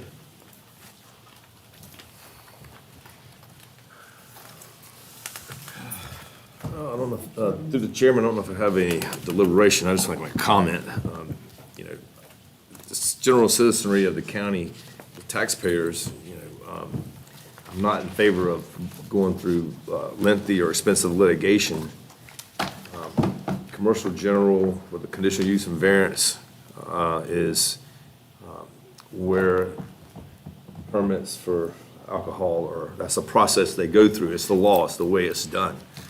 And when I look at something and we have to follow the law, because the law is the law. And if the person makes the criteria, you have to do it. If not, then you could get into possibly litigation that could be affecting all the taxpayers. And I just wanted to make that comment. I don't know if a lot of people looked at this in a way that they should apply the criteria in the conditional use and variance board. And sometimes you don't emotions get going and you look at different things or you hear different things and it may throw you off base, but you must stick to the criteria in the county ordinances because that's what they're created for. And thank you for allowing me to comment, Mr. Chairman. Thank you. Any other commissioner have any comment, discussion? Before anyone decides to make a motion, I do have something I want to say. I don't know if anyone's on the verge of doing that or not. Okay. First, I watched the Conditional Use and Variance Board video several times. County Attorney and Mr. Macbeth both tried to get the Conditional Use and Variance Board to look at the criteria, specifically items, correct me if I'm wrong, County Attorney, items A through K. A through K. That was the only criteria they were supposed to look at. And nowhere in there did it talk about, unless I'm wrong, did it talk about the use of on-site, off-site beer and wine. And so some folks here tonight and at the Conditional Use and Variance Board meeting spoke, and it was about traffic. Well, something's going to go in there. Something is going to go into that commercial site. So there's going to, whatever that is, there's going to be some degree of traffic that goes in there. The issue is whether or not the consumption, sale and consumption of beer and wine is going to make any kind of difference to, and we don't know that, to the amount of traffic that goes through there. So the other point I wanted to make was the Conditional Use and Variance Board has 7 members, and only 4 were there. So when you say it was unanimous, well, it was. The 4 that were there, they voted for this. And I followed, as I said earlier, with ex parte communication, I followed up with one of my appointee to the Conditional Use and Variance Board, and I said, convince me, tell me why you voted the way you did. Well, it was about traffic. And we wanted to, our board wanted to elevate it to you to take another look at traffic. I said, well, show me where item A through K, where that wasn't, the traffic concerns were not satisfied. Well, it was about traffic. That's not what this was about. This is about the sale of beer or consumption of beer and wine on that site. Am I wrong? No, sir. Madam Attorney? So really, that's that traffic, as far as you said earlier, listen to our staff and the professionals and everything, and I agree, they are. Well, they looked at that. They looked at what the impact of traffic was going to be. But to me, the bottom line is it the beer and wine use going to generate more traffic than a daycare? Is it going to generate any more traffic than any other allowable use at that site? We don't know. Nobody can tell you that, I don't think. And so I think we need to focus, as Commissioner Gray said, in applying the law. And in that case, I don't think the Conditional Use and Variance Board did that. So I will Mr. stop Chairman, there. if there's no further discussion, I'd like to make a motion. Commissioner Huffman. Thank you. Based on the record evidence of the hearing below, testimony received in section 5.04A through K of the Nassau Code, I find there is not competent substantial evidence to affirm the decision of the Conditional Use and Variance Board, and my motion is to reverse the decision of the Conditional Use and Variance Board by reversing that order of the board to grant the conditional use. Have a motion, is there a second? I second that motion, Mr. Hutman. Motion from Commissioner Huffman, second by Commissioner McCullough. Do you have any further discussion? Madam Clerk, would you please call the vote? Commissioner Gray, Yes. Commissioner Farmer, Yes. Commissioner McCullough, Yes. Commissioner Huffman, Yes. and Chair Martin. Yes. 5 ayes, 0 nays. Thank you. Okay. Informational items. Informational only. Board of County Commissioners newsletter for December 2023. Look at all these happy campers on the cover there with Commissioner Farmer and myself with our Santa's helpers hats on. And that's not a fifth commissioner there. That's Miss Carrie Ann Hayes dressed as an elf. So anyways, Sabrina Robertson always gets kudos on putting this together. She did another fine job. Another informational item, receipt and file of resolutions received from the towns of Callahan and Hilliard in support of the countywide tourist development tax expansion. Would anyone like to comment? Assistant County Manager Ireland. Thank you, Mr. Chairman. So as we follow up on the countywide destination and community enhancement strategy that was initiated through the Tourism Development Commission, this follows down that path. So one of the things is we look at how we enhance tourism and how that we leverage tourism to enhance our community. Both the towns of Hilliard and Callahan have been in support of basically seeking a countywide tourism tax so that they'll receive the benefits of some of those tourism if we leverage it properly. One of the other tools here that's been established is TDC set up a new website. It's called NassauTourismWorks.com, where they've been able to put some FAQ and other items up there so we can get feedback from the community as we look at this kind of countywide initiative if it moves forward. Thank you. Okay, County Manager's business. I have none, sir, thank you. County Attorney's I business. have no further business, thank you, sir. I'm trying to do this in a different order. I think it's your turn to go first. Commissioner Gray. All right, thank you, Mr. Chairman. First of all, I guess when I said I was honored to attend the David Berkman dedication of the Pavilion and Memorial Gardens on the 5th of February, and it was held at the Janice Ankrum Senior Life Center. I'd like to thank publicly Ms. Betty Berkman for her contributions to the community of Nassau County. They are spending a lot of money, and it's not going unnoticed. And I'd like to publicly thank her for that. Also, the Friends of the Fernandina Library is having a 10-year groundbreaking anniversary, Thursday, February the 22nd, from 6 to 8 p.m. There'll be live music there and refreshments, and there may be Mr. Commissioner Huffman there. I believe I seen his name on there. But come on out. It should be a wonderful event at the Friends of the Fernandina Beach Library, February 22nd, from 6 to 8 p.m. Also, the Yulee Library is having an American African Read-In on February 27th at 6 p.m. You can come out and support your local library, which is in Yulee. And if you'd like to join the Friends of the Library of Yulee, they're accepting new members now. So I've got a whole lot of stuff, but it's been a real long night. I would want to say one more thing. The ARC Nassau Founders Day celebration is going to be held on March 1st from 10 a.m. to 2 p.m. 10 a.m. to 2 p.m. that day. If there's any commissioners that can attend, I'd love to see you there, because I believe I'm going to be working at a 4-H judging event that day, and I don't know if I'll be able to make it. And that's all I have. Thank you, Mr. Chairman. Commissioner Farmer.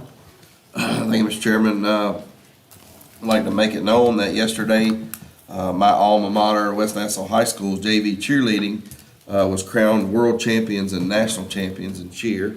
And then tonight, I kept checking my phone to see, because I know that the varsity cheerleading was set to compete at 6 p.m. I found out that they are now been awarded the national cheerleading champ title once more. So this is the 6th year in a row that West Nassau has achieved this title. So kudos goes out to Warrior cheerleaders. This past Friday, attended the Northeast Florida Fair Association annual meeting. President Keith Wingate and his crew did a phenomenal job. Lulu's catered the event. The prime rib was great. Miss Paulette Kirkland, and she's on that board staff. I don't know a lot of people. It's funny because growing up in the same town all these years, you know, everybody kind of knows everybody. A lot of people don't realize that that's my mother's sister. She serves on that board as Keith Wingate's right hand, and she's had some real health issues here as of late. She was put on a liver transplant list, and within about 2 days, because of a rare blood type, she received a liver. And they last week they took her in for surgery, and she's at home now, resting with her new liver. Our numbers are doing well, and it's a huge blessing for not only our family but for the Northeast Florida Fair Association family. I'd like to say condolences to the Barney Thompson family. A lot of people have heard of AB&B Auto Parts over by me. He was the longtime owner of that. He passed away this last weekend, and I'd like to say that we'd like to pray for him and his family. He was a good man, a great business leader, and is a huge loss to the community. And that's all I have, Mr. Chairman. Thank you. Thank you, Commissioner Farmer. Commissioner Hutman. Thank you, Mr. Chairman. Not to correct Chairman Gray, but on the library event on the 22nd, I believe I'm participating in Library Squares, which is much like Hollywood Squares, but it's going to be held at the library. So Apologies. I don't know if I'm an X or an O, but I'm somewhere in that nine panel. But thanks for the shout out. Congratulations to the Montessori School for their chili cook-off this weekend on Saturday downtown. They have now grown to the cross intersection of Second and Center in a big X now. Mr. We didn't make it. I was going to tell you, I thought you would have won. We didn't make it. Maybe next time. I was worn out Mr. from Farmer. the bicentennial. All right. That's a 14-hour deal. Congrats to the Montessori School. They're another great annual event, and they're also celebrating their 50th year. We got lots of 50ths this year in Nassau County, along with our 200th. And then the last thing I want to mention is one of our community members, the Boston family. There, lots of folks know Kelly Boston and her husband, Mike. Mike is now officially a double lung transplant recipient. He had gotten one several years ago, and then he got COVID a few months ago, and it took out the lungs that he got. So they flew him up to Vanderbilt, found the same doctor that gave him the transplant the first time, that gave him another set of lungs, which was a miracle in itself. But we're going to do a fundraiser for the Boston family this Saturday at the Green Turtle from 2 to 5 p.m. if folks in the community want to come by and support Funds for Lungs. I can assure you that it was an expensive and costly venture for their family. She's a very popular photographer in the area, Kelly Boston, if you don't know her. I'm sure you know her. Everybody knows the Bostons. So we'd appreciate support this weekend from our community for that. Thank you, Mr. Chairman. Thank you. Commissioner McCullough. Thank you, Mr. Chairman. Friday, we had the Federated Republican Women. I got to be their guest speaker, and one of the things that we were talking about beforehand was the agenda items that they gave me to talk on had nothing to do, and you're laughing and smiling because I guess Donna came home and told you that, like, they put me in the hot seat on Friday. All 5 topics had absolutely nothing to do with Being a county commissioner. being a county commissioner, correct. And so they had nothing to do with the BOCC seat, but what they talked about, what we were talking about beforehand, was the fact that, yes, okay, and she said, you know, the county I came, they did a presentation on the current state of the county. She said one thing that they talk about, and multiple groups I go and talk to, you know, they see the same repetition. They see, you know, they watch the CIP, they read, but they genuinely wanted to have deeper discussions with their elected officials and understanding how they come to their decisions and what influence, you know, even though these were federal or state legislative items, you know, we still have a lot of impact in our community in the decision-making process and talking to those residents. And so I think, you know, one of the things that Ms. Flick suggested was during the commissioner comments, would y'all be willing to talk about hot topic items? Like, not tonight because it's 9 o'clock. I'm not going to give you a buzzword, but I was like, and that would be some fun excitement to do a hot topic maybe once a month. Ms. Flick would come up here and give us something to discuss. Okay, I'm getting no set. Okay, I'm just going to tell her to invite y'all and put you in the hot seat. And so I'll let her know that she's going to invite you and put you in the hot seat and let you discuss all those items with her. So it was an enjoyable day. It's always fun to get to talk a little bit outside of BOCC. So it was enjoyable. So thank you, Mr. Chairman. Well, I'm going to start off with that topic. And hot seat? No, you're being the guest speaker at the Federated Republican Women of Nassau. I am an associate member. You know, if you're a male, you can be a member of this organization. You just don't get to vote.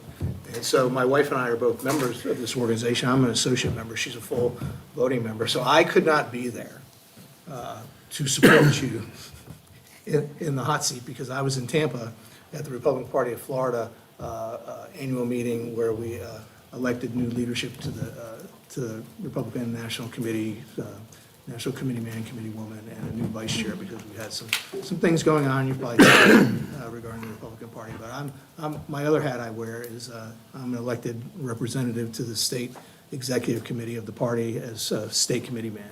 So I was in Tampa and could not be there. However, my wife went, and I saw the agenda and the things that we thought you were expected to speak on, and I'm like, oh my God, I'm glad I'm in Tampa. I'm glad I'm in Tampa. So I spoke to my wife later that night, and I said, well, how did Commissioner McCullough do? And you got kudos.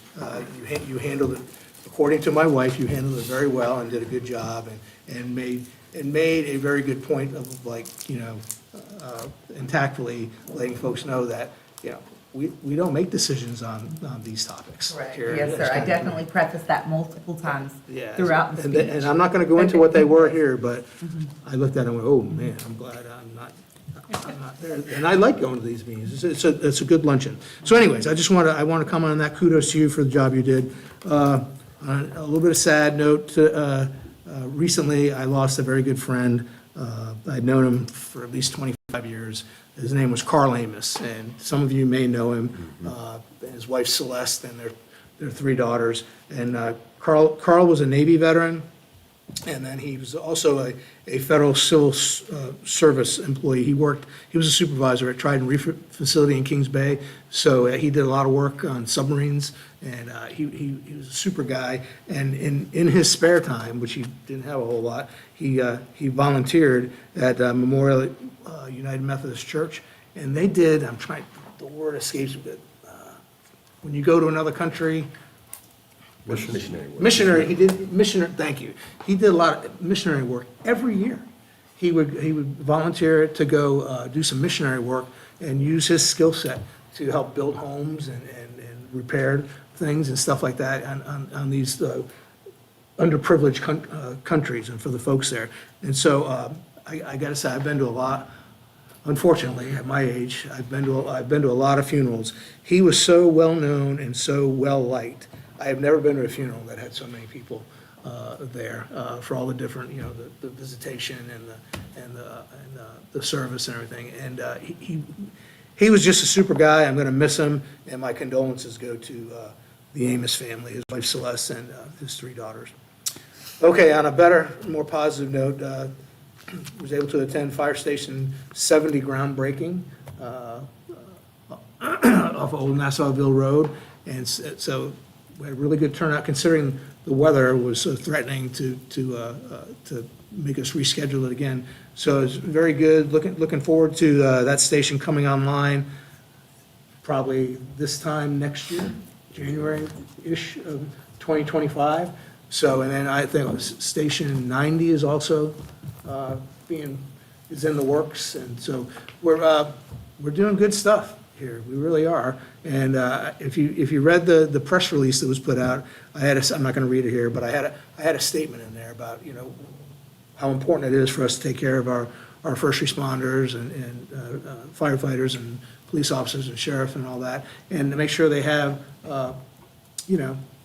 facilities to where when they're not out there doing the work, they have a safe place to where they can live for the 24-hour shift that they're on, and that's comfortable and is worthy of the service they provide to us.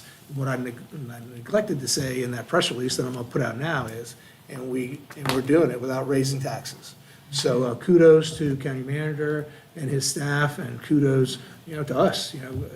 Hopefully we're going to continue to be able to do good things for the citizens of Nassau County and not raise taxes. And on that, we are adjourned.